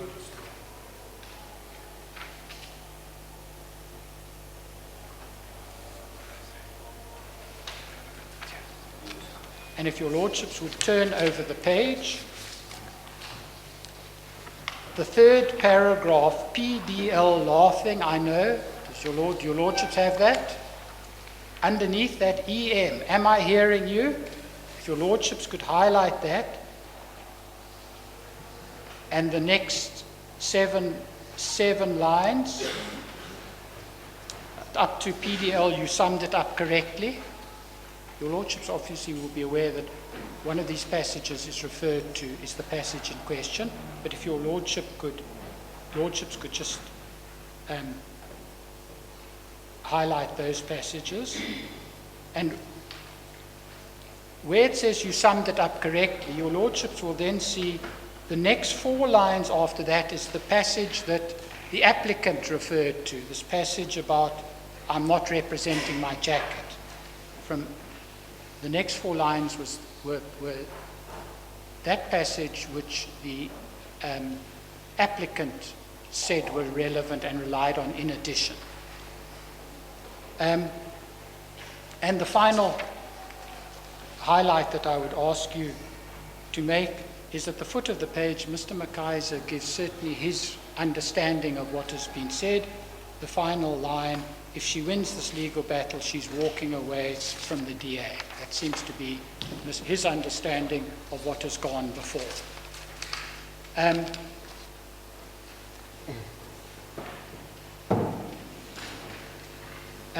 the banter around alternative political rights, which follows immediately after the phrase that the passage of the Untitled Papers makes it clear that the talk show host understands that this is not about giving up the barriers, but about finding a political home. Since this is making trust us in the system. Well, it's certainly a point that we will be pressing in due course to the court that hears this matter in 2 weeks' time. But I'm not going to take it any further before your lordships because you have already a sense of the relevance and need to deal with the merits of the main application. The arbitrio boni very... Propose this is handed out to us, this file together with colleagues' file and another one we have to go to.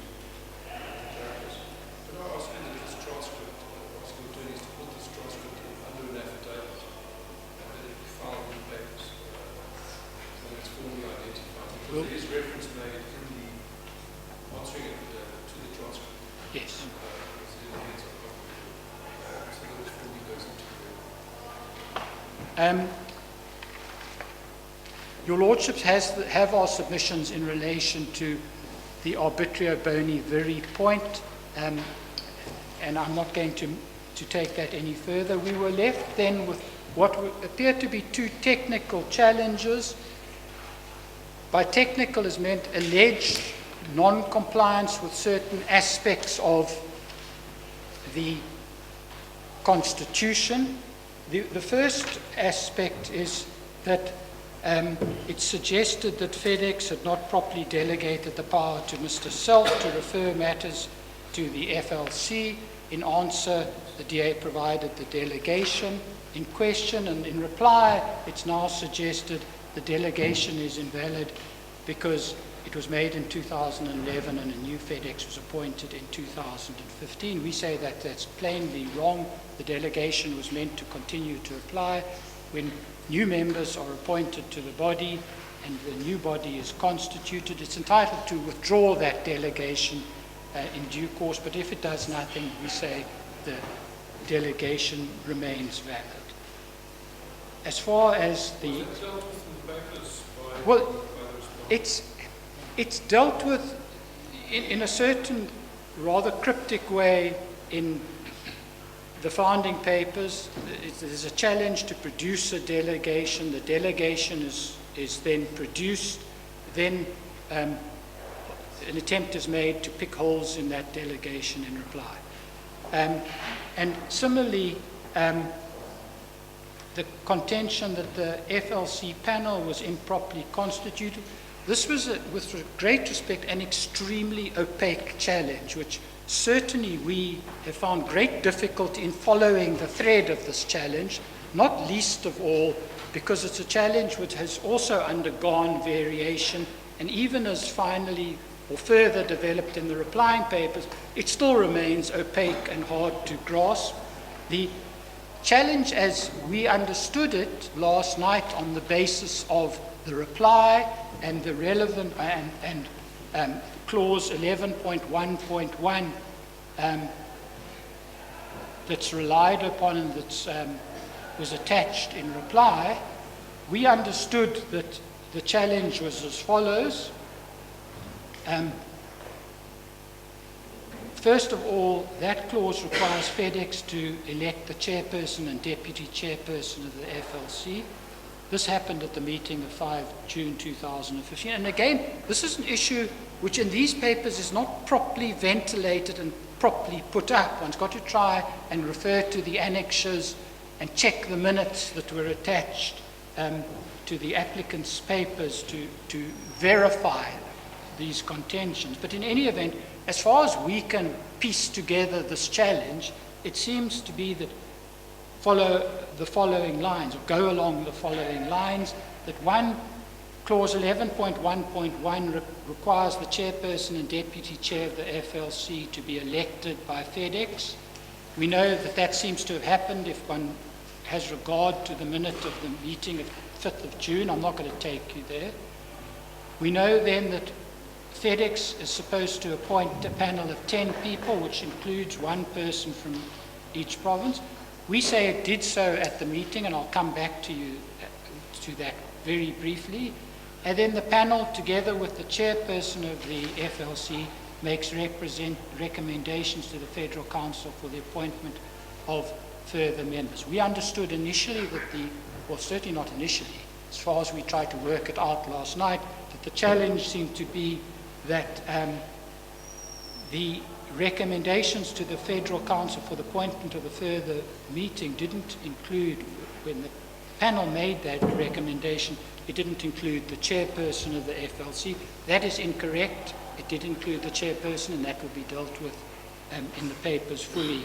So my instructions are, if I understood, and I say this with some reservation, if I understood the argument which was then presented today, it seemed to go along the lines that FedEx appointed a panel of 11 people rather than 10 people, 9 from each of the provinces, and the contention, which again is not clear on the papers, whether the panel included both the leader and the chair of the federal executive or only one of them. One can't work that out from the minutes of the meeting. It's something again which has to be determined in due course. And it's certainly not an issue which can have any driving or any significance in this context at this time. The third technical point is that the applicant contends that her loss of membership was communicated to the city by Mr. Self and not the provincial managing director as required by the Constitution. We say that that's true but entirely irrelevant. The operation of clause 3.5.1.2 has already been dealt with, and the process of how membership terminates has been dealt with.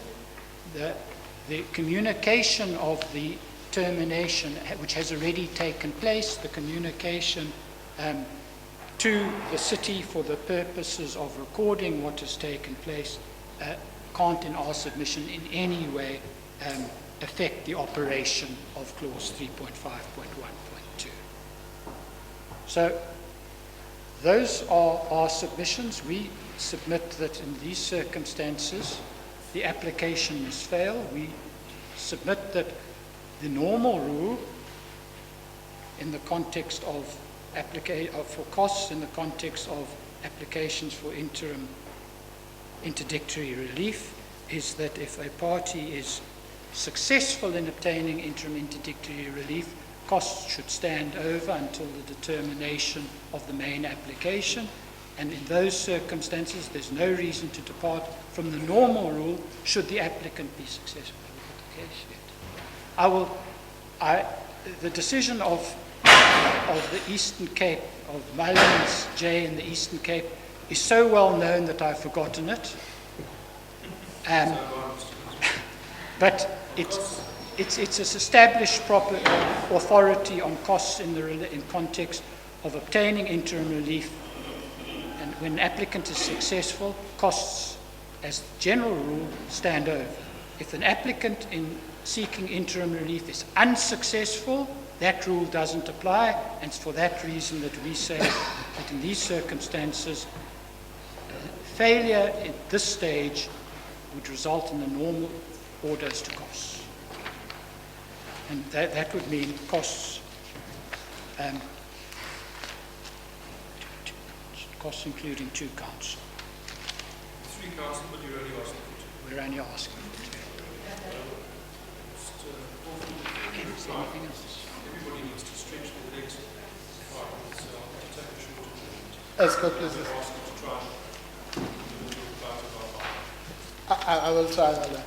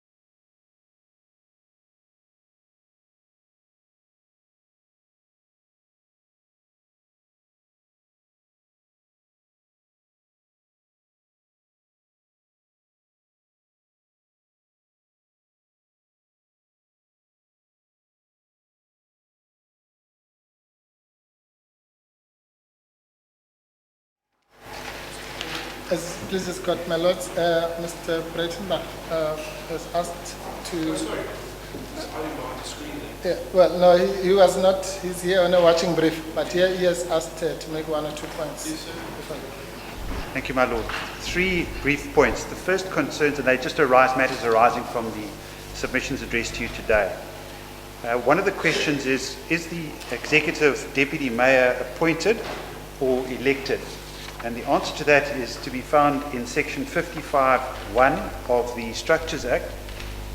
In a municipality like this one, where the MEC has determined that there also be an executive deputy mayor, at the time of the election of the executive mayor, the executive deputy mayor is also elected.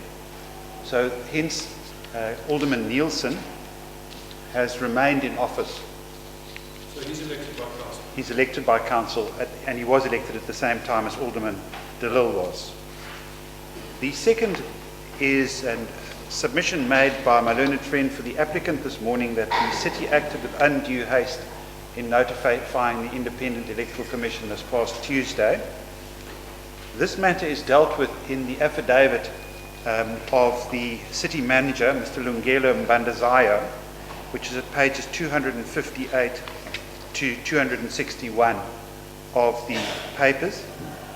As the court will be aware, a duty is imposed on the city manager by the first schedule to the Structures Act to the effect that if a councillor, this is item 20 sub 1, elected according to a party's list, like Alderman de Lille was, ceases to hold office, then the city manager has to notify, this is item 18(1)(b), within 7, he has to within 7 days inform the chief electoral officer accordingly, and then a certain period of time under 20 sub 1 ensues within which the political party may change its list, and after that the chief electoral officer must declare someone elected to that vacancy, because obviously the list is done in order of ranking.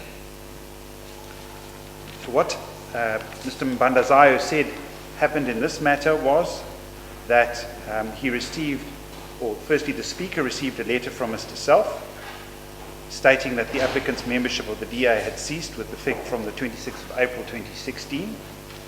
The speaker in turn wrote to a number of people in the city whose rights or obligations were affected by this. These included the city manager. He also wrote to Ms. de Lille, and he wrote to the Alderman Nielsen and to all the members of MACA, informing them in letters which are attached to the city manager's affidavit. One of these letters is also attached to Mr. Smith's affidavit, which is at pages 268 to 274, what those invariable legal consequences are. These are self-executing provisions, all of the ones referred to here. In other words, if a vacancy occurs in the office, if a vacancy occurs, then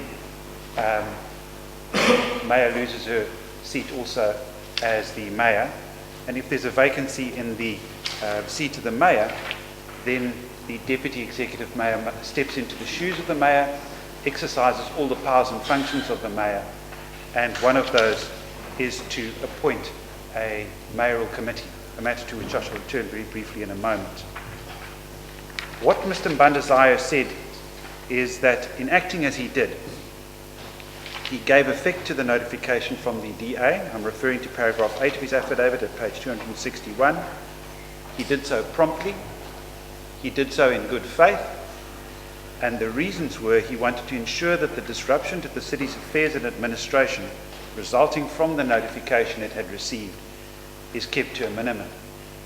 And the reasons for that are self-evident. The person in question is the most senior political office bearer of the municipality. She was, until she lost her membership of the DA, according to this notification, the executive mayor, also the person who appointed the mayoral committee, which automatically dissolved as a result. And as I'm now going to indicate, the way the city is structured and functions, the existence of a mayoral committee is very important indeed. Now, the reason for that is that there is a system of delegations in place in the city. It is required by section 60 sub 3 of the Structures Act to include those of the executive mayors and powers and functions which are designated by a council to be exercised and performed by the executive mayor together with other members of the mayoral executive committee, so-called MACO. So the way the system of delegations works is some of the powers are those for the executive deputy mayor, or the executive mayor. I'm very sorry to cut in. It's Yes. actually in the day respect to the Mr. Crawford. This is all very interesting. What is the point? Could you just tell us in short, about 3 words, is MACO functioning at the moment or not? That is the point I'm coming to. If you could give that. So on Tuesday, upon the receipt of the notification that Alderman de Lille had lost her membership of the DA, as a result of section 60 sub 5 of the Structures Act, which had to be read with sections 27 sub C and 59C, the MACO which she had appointed dissolved by operation of law. The next thing is that under section 56 sub 6 of the Structures Act, So under 60 sub 5, it resolves with that. 60 sub 5, automatic dissolution. When the office of executive mayor becomes vacant, the people she's appointed to her committee dissolves automatically. The next consequence, 56 sub 6, is the deputy executive mayor must assume the functions and powers of the mayor. One of those, in section 60 sub 1 sub A, is to appoint a new mayoral committee. Now, Alderman Nielsen has not done so. And in the affidavit which was handed up this morning, at page 275B, in paragraphs 5, 6, and 7, it is stated, the reason is that he will assess the situation after the hearing this afternoon. As I was attempting to say earlier, it's very 275B. It is very important for the proper functioning of the municipality that there be a MACO, because many of the powers which have been delegated by the council to the executive mayor have to be exercised by the executive mayor in the manner set out in section 60 sub 3. And that is, together with the other members, together with the other members of the mayoral committee. Just one example. No, the outgoing MACO is dissolved. He has a duty to appoint a new MACO from among the councillors. He can appoint any he wishes. The point is that he's held off doing so because of this case. But the city cannot function without a MACO. The powers that are delegated, many very important. They're in part 1 of the system of delegations. They include, just by way of an example, giving political oversight to the budget process which is underway. And that is for the new municipal financial year, which starts on 1 July. And it is for that reason that I'm instructed most respectfully to request that, if possible, at the end of today's hearing, this court give an indication of when it will make its ruling on the application for interim relief.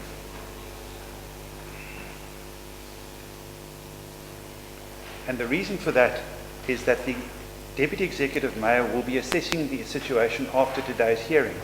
He'll be weighing such matters as his obligation to appoint a new MACO, which is under section 60 sub 1A. But he will also bear in mind the possibility of this court granting the relief. He will obviously, what will weigh with him is that for the moment the political governance of the city cannot proceed unimpeded. And so the respectful request, again I repeat, is that if possible at the end of today's hearing the court indicate when it will make the ruling on this application for interim relief. Thank you. Sorry, just briefly, because there are some allegations that the city moved very swiftly. Yes. Can you just indicate to me just the times when the notification came, at what time, and what happened, who received, Mr. Manat, at what time?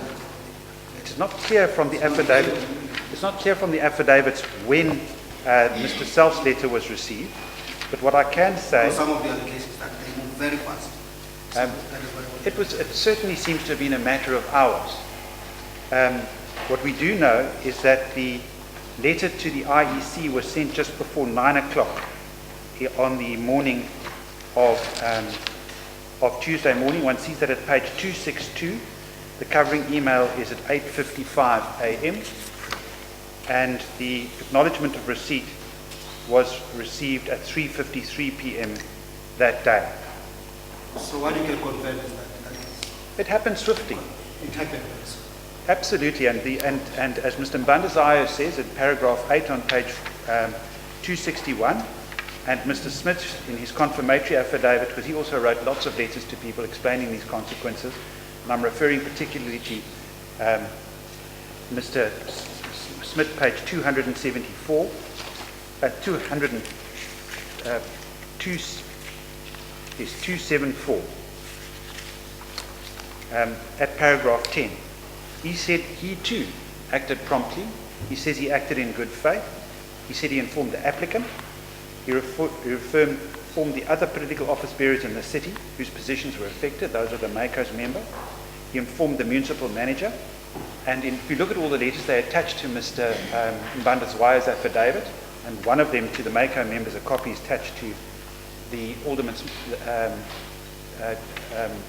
Smith's affidavit. Okay, thank you. I just needed. Yes, it's straightforward. They say it's in good faith, and I make that submission simply because there No, is I just needed time. no basis on the papers for a finding of bad faith or in cahoots as suggested. I did not say so. That was the insinuation this morning. Okay. No Thank you. insinuation, nothing.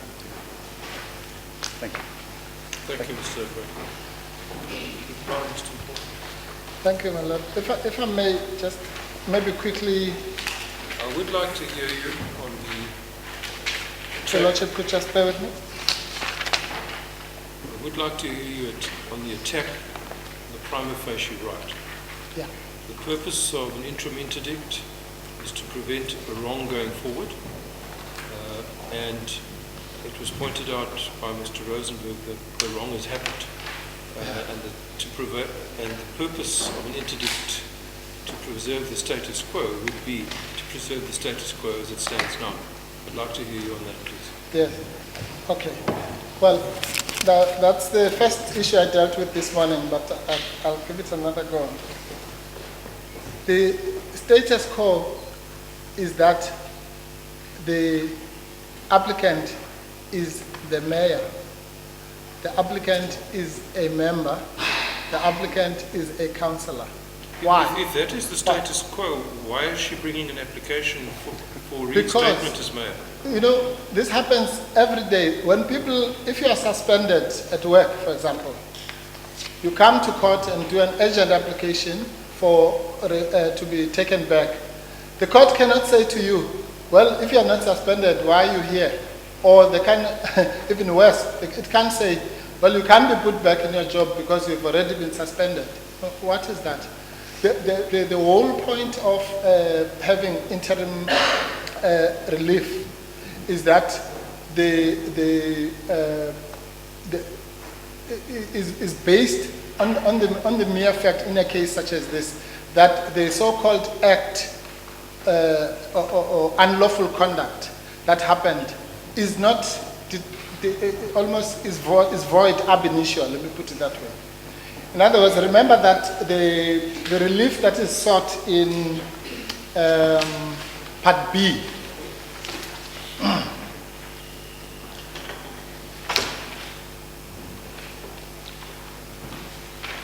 which is foreshadowed by this page 3, my lord, of the papers. What she wants to be done by this court, the full bench, in terms of paragraph 3, it says,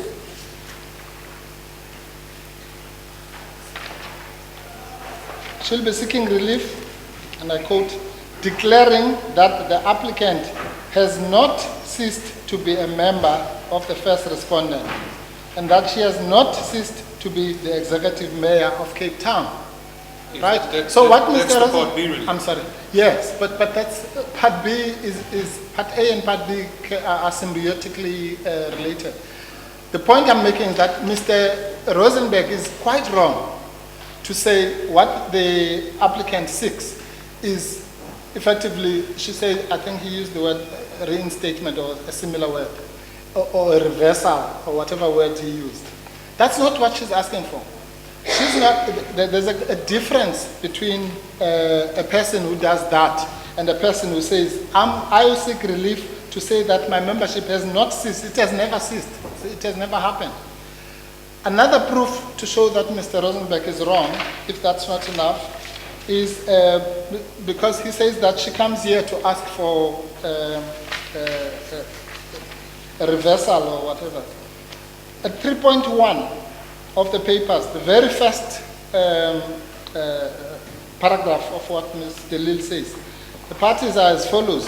3.1, I am the executive mayor of the third respondent. I reside in Cape Town, and so on and so on. So there's nowhere where she says, no, I'm the former executive mayor, but now I want the court to bring me back. And then at paragraph 8,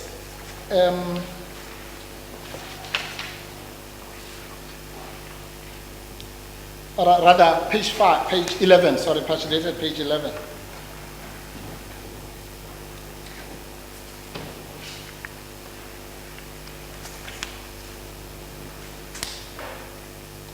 She says, at paragraph 9, rather.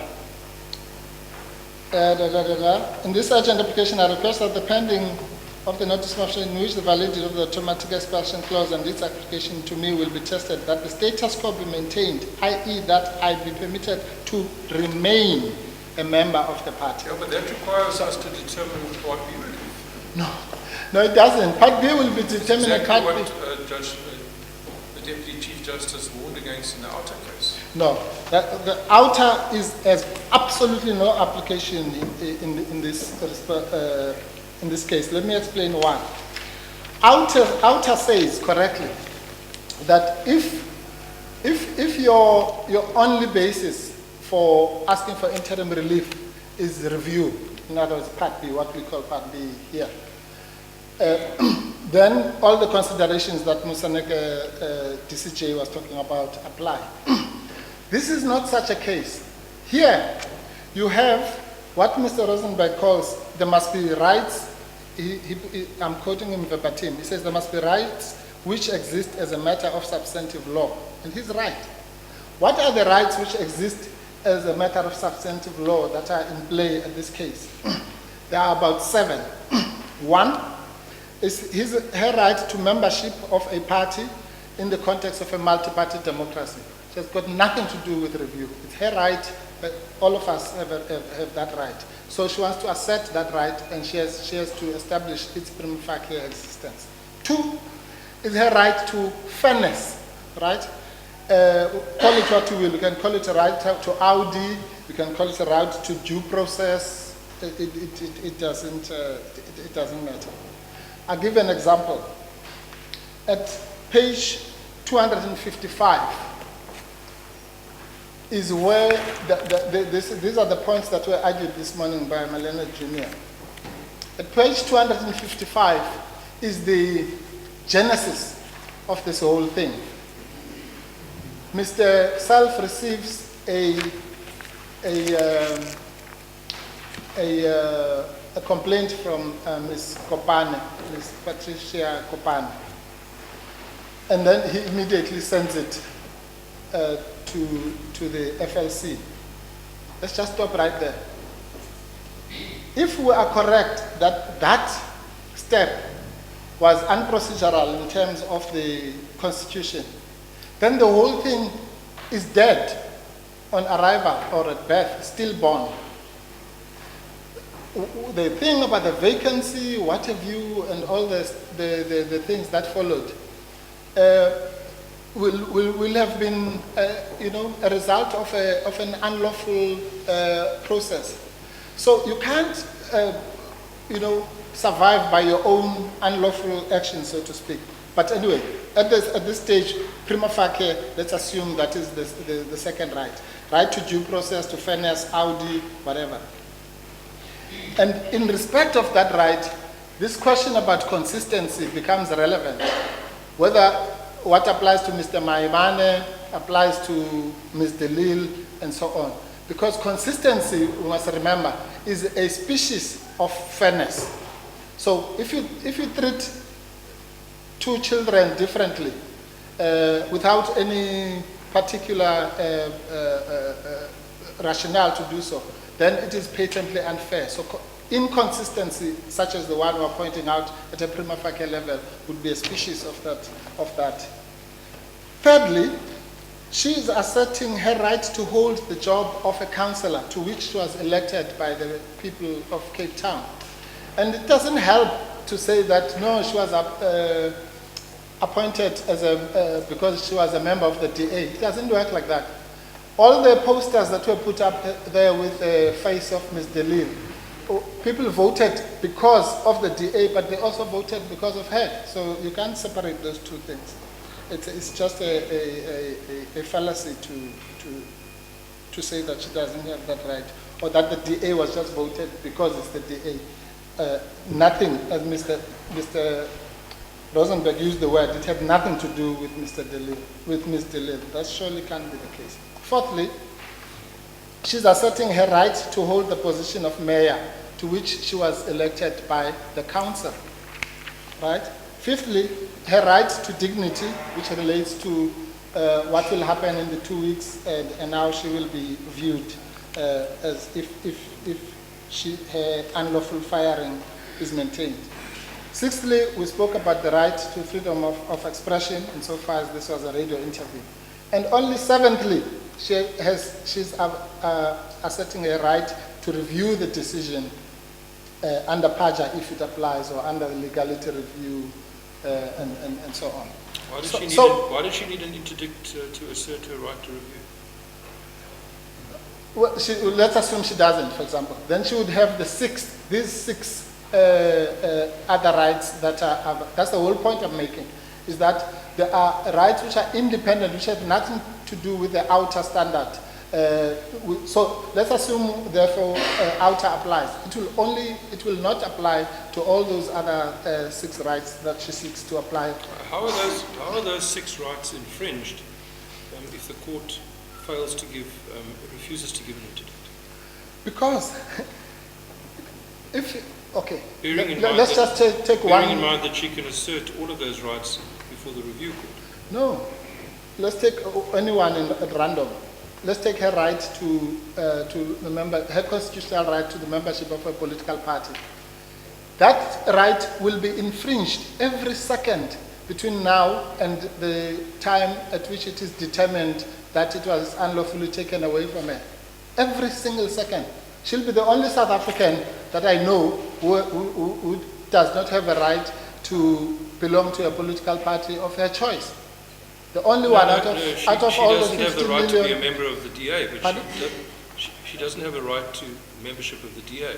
Yeah, that's the right to join any other party or form of a party. That's not taken away. I'm sorry, it doesn't work like that. She wants to be the member of the DA. She doesn't have a right to be a member of. She doesn't want to be a member of any party in the world. Does she say she wants to be a member of the DA? Yeah, that's what she says, my lord. The Constitution makes that very clear. Section 19(1)(a) says every citizen has a right to be a member of a party of her choice. The party of her choice. It's not just to say you have a right to become a member of a party, full stop, right? So that's the point I'm making. At a prima facie level, if you take that right at random, as I say, out of the 55 million South Africans, for the next 2 weeks, 2 or 4 months or whatever, or 4 weeks, until the decision will come, she'll be the only person, at least that I know, who will not be entitled to exercise that right. That's just a blatant example of the kind of prejudice just through. I could go through the whole list, but I think that's sufficient. So that's what we mean by a prima facie right, number one. Number two, that example even defeats this so-called preliminary point about the horse has bolted. Because if you take that example that I've just given, it's what we call a continuing wrong. It's an ongoing harm. So there's no stage at which the so-called horse has bolted. She will be deprived of the membership of a party of her choice tomorrow, and on Sunday, and on Monday, and on Tuesday, as we stand here. So there's no question of so-called turning of the clock. And again, in the interest of time, I'll just confine it to that one example. The same in relation to her rights as a mayor. They've already taken away her bodyguards, for example, her protectors. That's ongoing harm. That's not something that has happened. It's happening now as we're sitting here. She's probably vulnerable to attack now. There were people outside court now as we came in who were supporting her and others against her. If she was the mayor, she would have had her protectors to look after herself in respect of that. Mr. Ngofu, just make it to understand. Yes. If I understood it quite well, that what you are saying is that Part A and Part B are interrelated. Absolutely. It's very difficult to divorce and divorce It's impossible. because they are interlinked. And if that is the case, I want you to correct me if my understanding is correct. As court is. Then you're saying the procedural fairness of the first respondent is a result of why we are here today. Absolutely. In other words, the conduct, how the whole matter was done, the swiftness. Yes. You just mentioned all those things. Swiftness, Yes. and within how many hours? Within a couple of hours, perhaps 2 or 3 hours. First, the applicant lost the membership, and that conduct itself. This is what now the first respondent is saying. You are no longer a member. It has been done very swiftly. And as a result, that is why the first respondent would say, you cannot now ask to be returned back to the status quo because you are no longer a member. Yeah. When the target, this is my understanding, it was done swiftly so that looking at the history, the background of what we know, and if you're saying this court cannot close its eyes into the background, the impasse between the first respondent and the applicant, which has been going on for some time. Absolutely. But for the purposes of this application, now I say, my understanding is that you address us on the prejudice, balance of this, and I'm not going to go. But at the end of the day, the conduct itself, that made us to be here today. If it was not for, we should not be here. But fortunately now, for Part B, the date has been fixed. Everything we know has been fixed. The prejudice or the harm that will be done to the first respondent will be so many. We are not talking about the city. I've heard what Mr. President said about the city. But the conduct, the prejudice, in as far as the first respondent will be minimal as compared to the prejudice that would be on the part of the applicant. That's correct. And then we are saying this is a very short period. It's 2 weeks. And we cannot, at the end of the day, say, let's take one factor and make a lot of noise about it. Yeah. But let's look at the facts in totality and then say, let us agree why the parties are now reluctant, because the date has been. Why are they now reluctant of not tolerating each other until that date? Because they've done so for more than a year, for more than 6 months. What would make it now within these 2 weeks, everything will change dramatically? Is that my understanding? Yes, Your Lordship's understanding is absolutely correct. It's safe to add the following, and this is very important. When you ask for interim relief, this whole business about prima facie right is so that the court must say, at face value at least, this conduct is unlawful. It might be that later it will be found to be lawful. If you don't conceptually jump that step, then you're going to have this merry-go-round. Because then what Your Lordship has said then amounts to this. The respondent, rather, cannot profit from its own prima facie unlawful conduct to tell us that the horse has bolted. The horse has bolted unlawfully, if you like. So you can't have that very unlawful conduct being used as the bar to the court giving relief. I mean, that's unheard of. I can't think of a better example, unfortunately, than the suspension cases.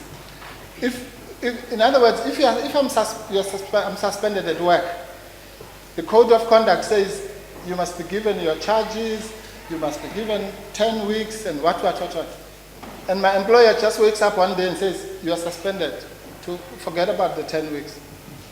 Then you come to court and you say, I'm here to ask for interim relief that pending the determination of whatever it is that I was suspended for, I should continue to work because I was suspended unlawfully. Then the court cannot say, no, but you are no longer an employee of that place. You are now suspended. I mean, that would be absurd. All the cases that you have about suspension, whether they are done under the Labor Relations Act, which might have special rules, or even under PAJA, or even if the employee is a state employee or whatever, operate around that principle. I mean, my last comment is that it's unfortunate when I asked Mr. Rosenberg about the comparison between the case of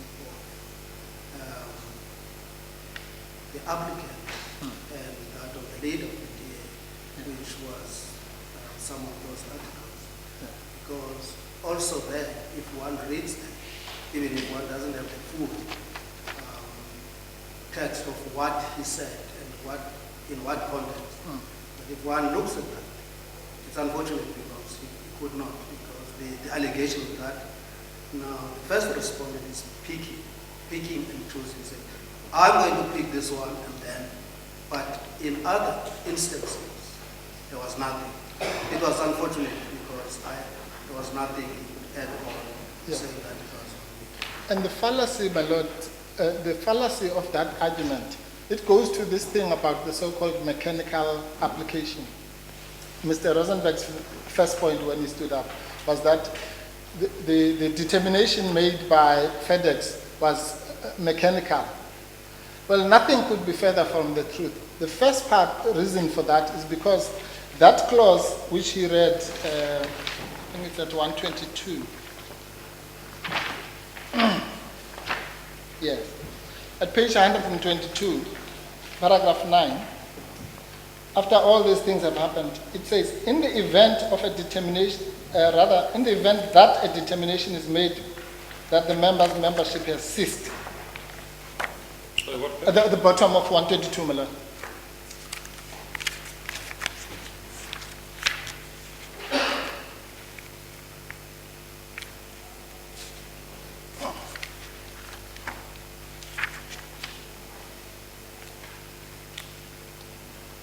Remember, there are two determinations that we're talking about, and I must distinguish between them. It says, in the event that a determination, that's the first determination, is made that the membership has ceased, that is the determination by the panel. This determination shall be presented to the Federal Executive, pause there. And then it says, which may then confirm the determination of the cessation of the membership of the affected member. how can that be mechanical? Which may. In other words, there's a discretion in the hands of the FedEx. And that, with respect, could be the only explanation that they might give on the Mayamana case. Because you can't have it both ways. It's either it's mechanical or discretionary. If it's discretionary, they'll say, well, Mayamana is a nice person, so we didn't want him to be automatically terminated. But if it's mechanical, then it just shows off that this whole thing is just a fallacy. Because if it's mechanical, then the day my man says, I will resign if this and that happens, then he's not a member, as we speak now. He's not a member of the DA, irrespective of whatever he might have to say about it, irrespective of the inner thoughts in his head, irrespective of the intention on the version of the DA, or of whatever he intended to convey. Intention doesn't come to it. It's an objective test, and so on. He's just not a member. Surely that can be. I mean, that's just absurd. But let's assume, for the purposes of this, that's what they're doing. Well, if that's what they're doing, then it's a clear manifestation of inconsistency of the application of the rule, which itself, as I've said, is a species of unfairness. And that alone is a standalone ground, prima facie, which would entitle this court to grant interim relief. Nothing to do with outer, nothing to do with the reviews and all that. All right. Now. Just about finished? Yes. Because we just about finished. Yeah. Well, in another sense of the word, I'm about finished.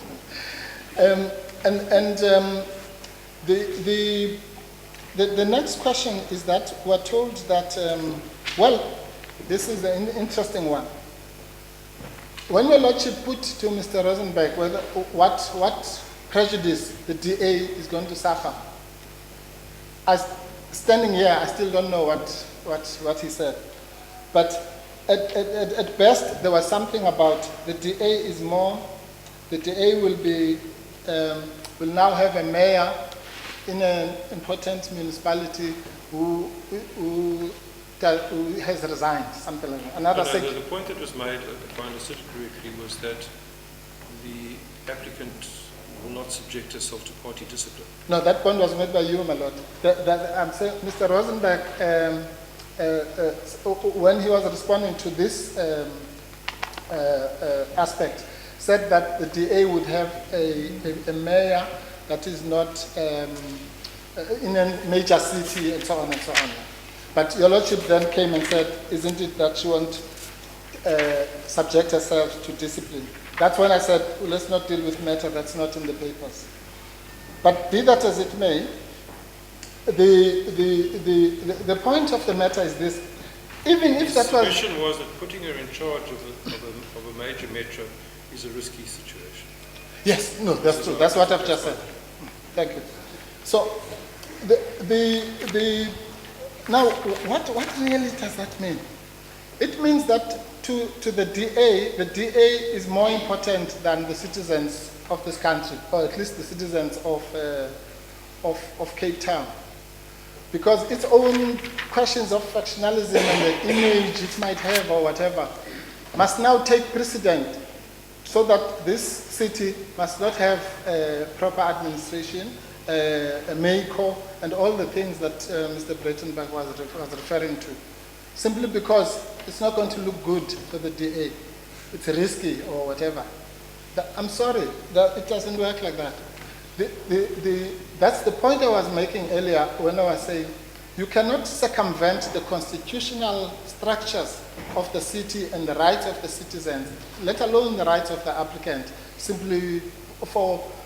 Mr. Rosenberg correctly calls it a weighing process. Yes, it's a weighing process. But on this particular scale, you are weighing something with nothing. So clearly, even if he's right and he's not right, let's assume he's right that the prejudice that will be suffered by Mr. Lille is small or negligible. Well, even then, it's negligible against nothing. Still, the balance will still favor her. So, um,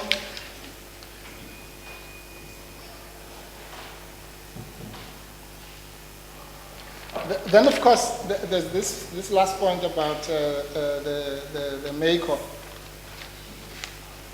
from Mr. Breitenbach. Well, he's absolutely right. We cannot allow a situation where this city is going to be without a functional MACO for the next 2 weeks or so. So that's exactly why we're here. We're saying the MACO that is in place must be kept intact until the rights of the parties have been determined. And they have no problem with that, from what I hear. The only problem is that they know that the MACO includes the mayor. So once again, it's a targeting thing. It's a specific thing, anti-Lille move, which is prepared to collapse the functioning of the city for 2 weeks or whatever. Because otherwise, I don't understand Mr. Breitenbach. He didn't say that at all. well, Mr. Breitenbach indicated that Mr. Nielsen is now in the mayoral chair, carries the mayoral chair. It is his prerogative to appoint Yes. a maker. yes. And he is evidently going to do so, but he's waiting for directions. From where? He's waiting to see what the outcome here is. Exactly. That's the point I'm making. Yeah. If But, he's but, waiting, but he must make his own mind up. It's not for the court no, of course. But okay. to help him in that. Yes. Even that. Political decision. Yes. Even that. Let's assume he's waiting for this court. In other words, he's waiting for a day or however long. That's why Mr. Breitenbach was asking. Let's assume it's 2 days, just to be conservative. It doesn't matter.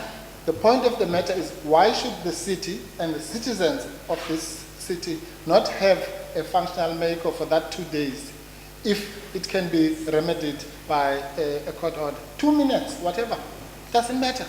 The point is that the impasse that is now currently obtaining is as a direct result of the unlawful actions. And therefore, the sensible thing, even from a logical, not forget about law now, just from a logical point of view, the sensible thing is to say, let the status quo remain. If the status quo could remain since December up till now, why can it not remain for the next 2 weeks? Against nothing that we're told that will be prejudicial to the DA, except its image or risk, so-called. I'm sorry, madam. Then, of course, there are these submissions about Section 27 and Section 59 of the Structures Act. Well, that's really like saying nothing, because it's unhelpful to say, let's take Section 59. It says, an executive mayor or deputy mayor vacates office during a term if that person ceases to be a councillor. Of course. But so what, really? Because that presupposes that that person ceases to be a councillor lawfully. That's the whole point of the exercise that has kept us here the whole day, is that we are saying that she has not lawfully ceased to be a councillor or a mayor or a member of the DA. So we can't have another logical merry-go-round like that. Then there's this issue about, okay, I won't go into this. It's safe to say that, again, the DA, you can't have it both ways. If you are saying, for example, that PAJA doesn't apply, which may or may not be the case, that will be determined in the next leg, then you can't now want to profit from PAJA rules, such as the eau de Kral principle. The eau de Kral principle, which says that if an administrative decision is taken, then it remains valid until it has been set aside. So But nobody raised eau de Kral here? No, this is the principle in Odekral. No, nobody mentioned the word Odekral, but what Mr. Rosenberg was saying is that the horse is bolted because the decision is there, and therefore it will be either removed or not in the second But stage. Odekral is- That's the Odekral principle. Under Odekral, sorry Or to Kelland, interrupt- Kelland. sorry to interrupt you. Sorry, Odekral, I'm as sorry. I understand it, has specific reference to administrative decisions That's the point I'm made by making. administrative functionaries. That's exactly the point I'm making. So, You can't have so it how both. does that apply here? But that's the point I'm making, my lord, that you can't import a principle that applies to administrative decisions and with the same mouth say Paja does not apply. That's exactly the point I'm making. So if it's either Paja applies, if Paja applies, then Odekral applies. If Paja does not apply, as they say, then the Odekral principle or any relation to it, any relative of that principle cannot be applied here to support the notion of the bolted horse. Last point is, okay, this thing about intention, again, I think with the greatest respect, Mr. Either maybe I didn't make the submission clear. What I'm saying is simply this. Although if one is interpreting a document, ultimately you are seeking for an objective determination of the document. In other words, there's a level, at a contractual level, at which you'll say, well, this is what you said, this is what you said, this one was entitled to believe what you said, and so on and so on. I'm not debating that. That I accept. All I'm saying is that the element of this crime here, a crucial element is intention to resign. Just like in the crime of fraud, one of the elements there is intention to deceive.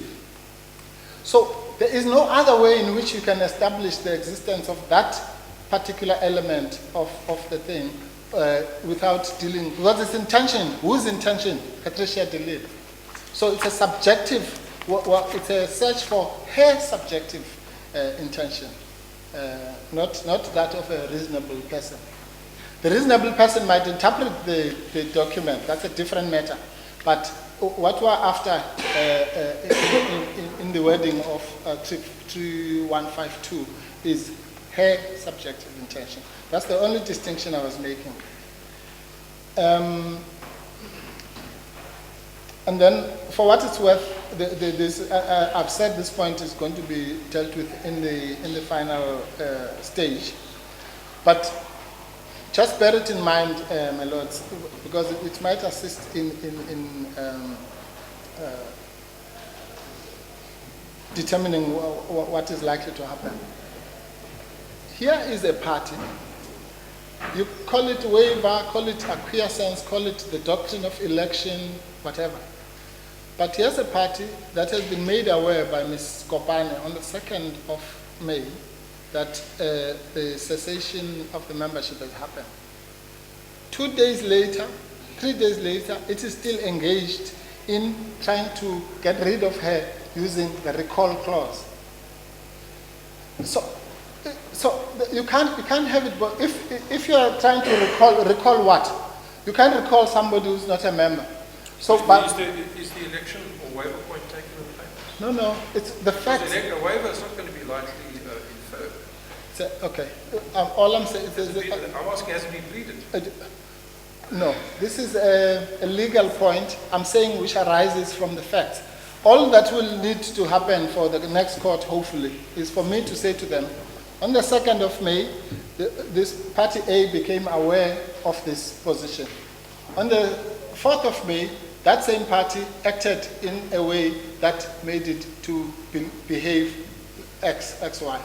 What legal conclusions that court will draw from that is its business. But I'm simply saying it's open to me. Once something has been pleaded, the facts are there. It's open to me to invite a court, as I will in 2 weeks' time, to draw legal conclusions therefrom.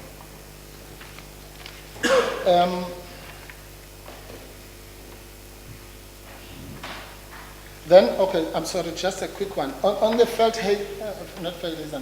Henderson case that was handed up by Mr. Rosenberg, I simply want to point out that the clauses that were at issue, they have got nothing to do with the clauses in this Which case. clauses were there again in Henderson? 3 point, if you go to the end, my lord, paragraph 6 of that case, the very last sentence, the two clauses are specified. It's 3.5.1.8 and 3.52.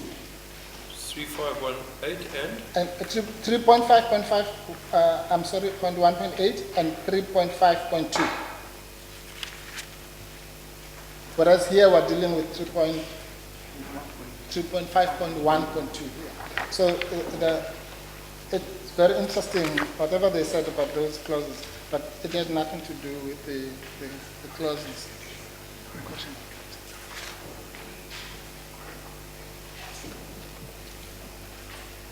And my lord, for what it's worth, I'm done with my submissions. Just housekeeping. The two things. One is whether Mr. Rosenberg had indicated that his team was going to be looking at the timetable on the. Yes. Yes. I have some questions to ask if you finished about the proposed draft order. Yes, and then on the question of costs, we plead that the cost should follow the result. The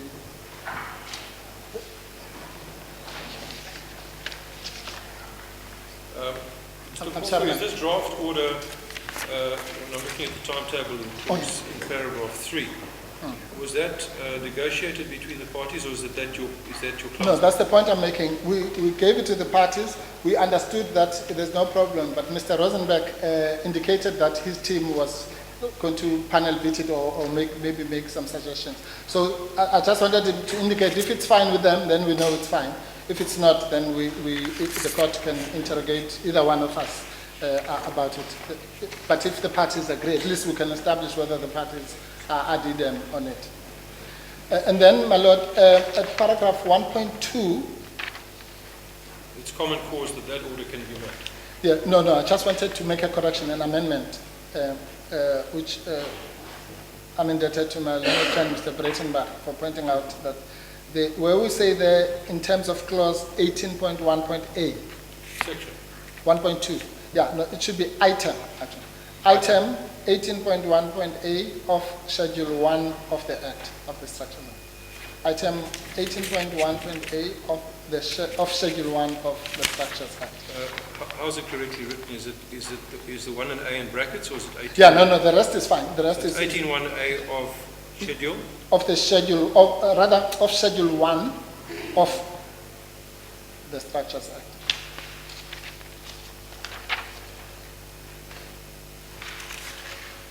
And then finally, my lord, I'd like to associate myself with Mr. Breitenbach's request at the end, but to read it with our earlier proposal that Mr. Rosenberg did not seem to object to, subject to, maybe he forgot, that we would plead with the court that as soon as possible a court order be granted, even if the reasons will follow later, for obvious reasons, the time frames and all. Yes, thank you. Thank you, Mr. Korfu. I'm indebted to the court. Mr. Rosenberg, what's the first respondent's attitude on the timetable in paragraph 3 of the draft? My lord, we'll go along with the timetable. And the only other aspect is that I need to just refer your lordship, if I may, to the one authority in relation to costs, which I haven't been able to locate. I will refer that to the court after the close of these proceedings. Yes. So the parties are in agreement that an order can be made under 1.2 at this stage and clause 3. Yes. Very well. I'd like to thank all the parties for their assistance in bringing this matter to conclusion and for the helpful, for the arguments and the helpful heads of argument. We need to take time to consider this matter. I'm unable to indicate to the parties at this stage when to expect a ruling or a judgment in this regard. The draft order that has been presented makes provision for certain orders which can be made at this stage by agreement. So an order is granted as follows. 1, pending the hearing of Part B of this application. 1.2, the fourth respondent's chief electoral officer or his delegate is interdicted and restrained from filling a vacancy in respect of the applicant's position as councillor. In terms of item 18, bracket 1, bracket lowercase a, of Schedule 1 to the Municipal Structures Act, number 117 of 1998. 3, in accordance with the directions of the Judge President, Part B shall be heard on 25 May 2018 before the full bench of this division. The following timetable shall apply to the further conduct of the matter. 3.1. The record of the decision sought to be challenged in Part B shall be furnished on or before 1200 hours on Monday 14 May 2018. 3.2. The applicant may supplement her founding papers and amend her notice of motion on or before 1600 hours on Wednesday 16 May 2018. 3.3. The respondents shall deliver their answering papers, if any, on or before 1200 hours on Friday 18 May 2018. 3.4. The applicant shall deliver her replying affidavits, if any, on or before Monday 21 May 2018. 3.5. The parties shall deliver their heads of argument on or before 1200 hours on Wednesday 23 May 2018. The relief sought in prayers 1.1 and 2 of the draft order, judgment will be reserved in relation to that relief.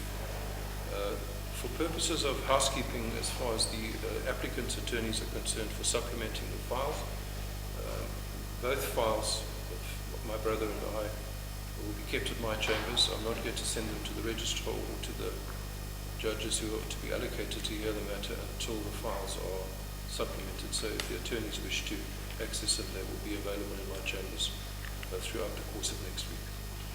Thank you. That's good. We'll take to the court.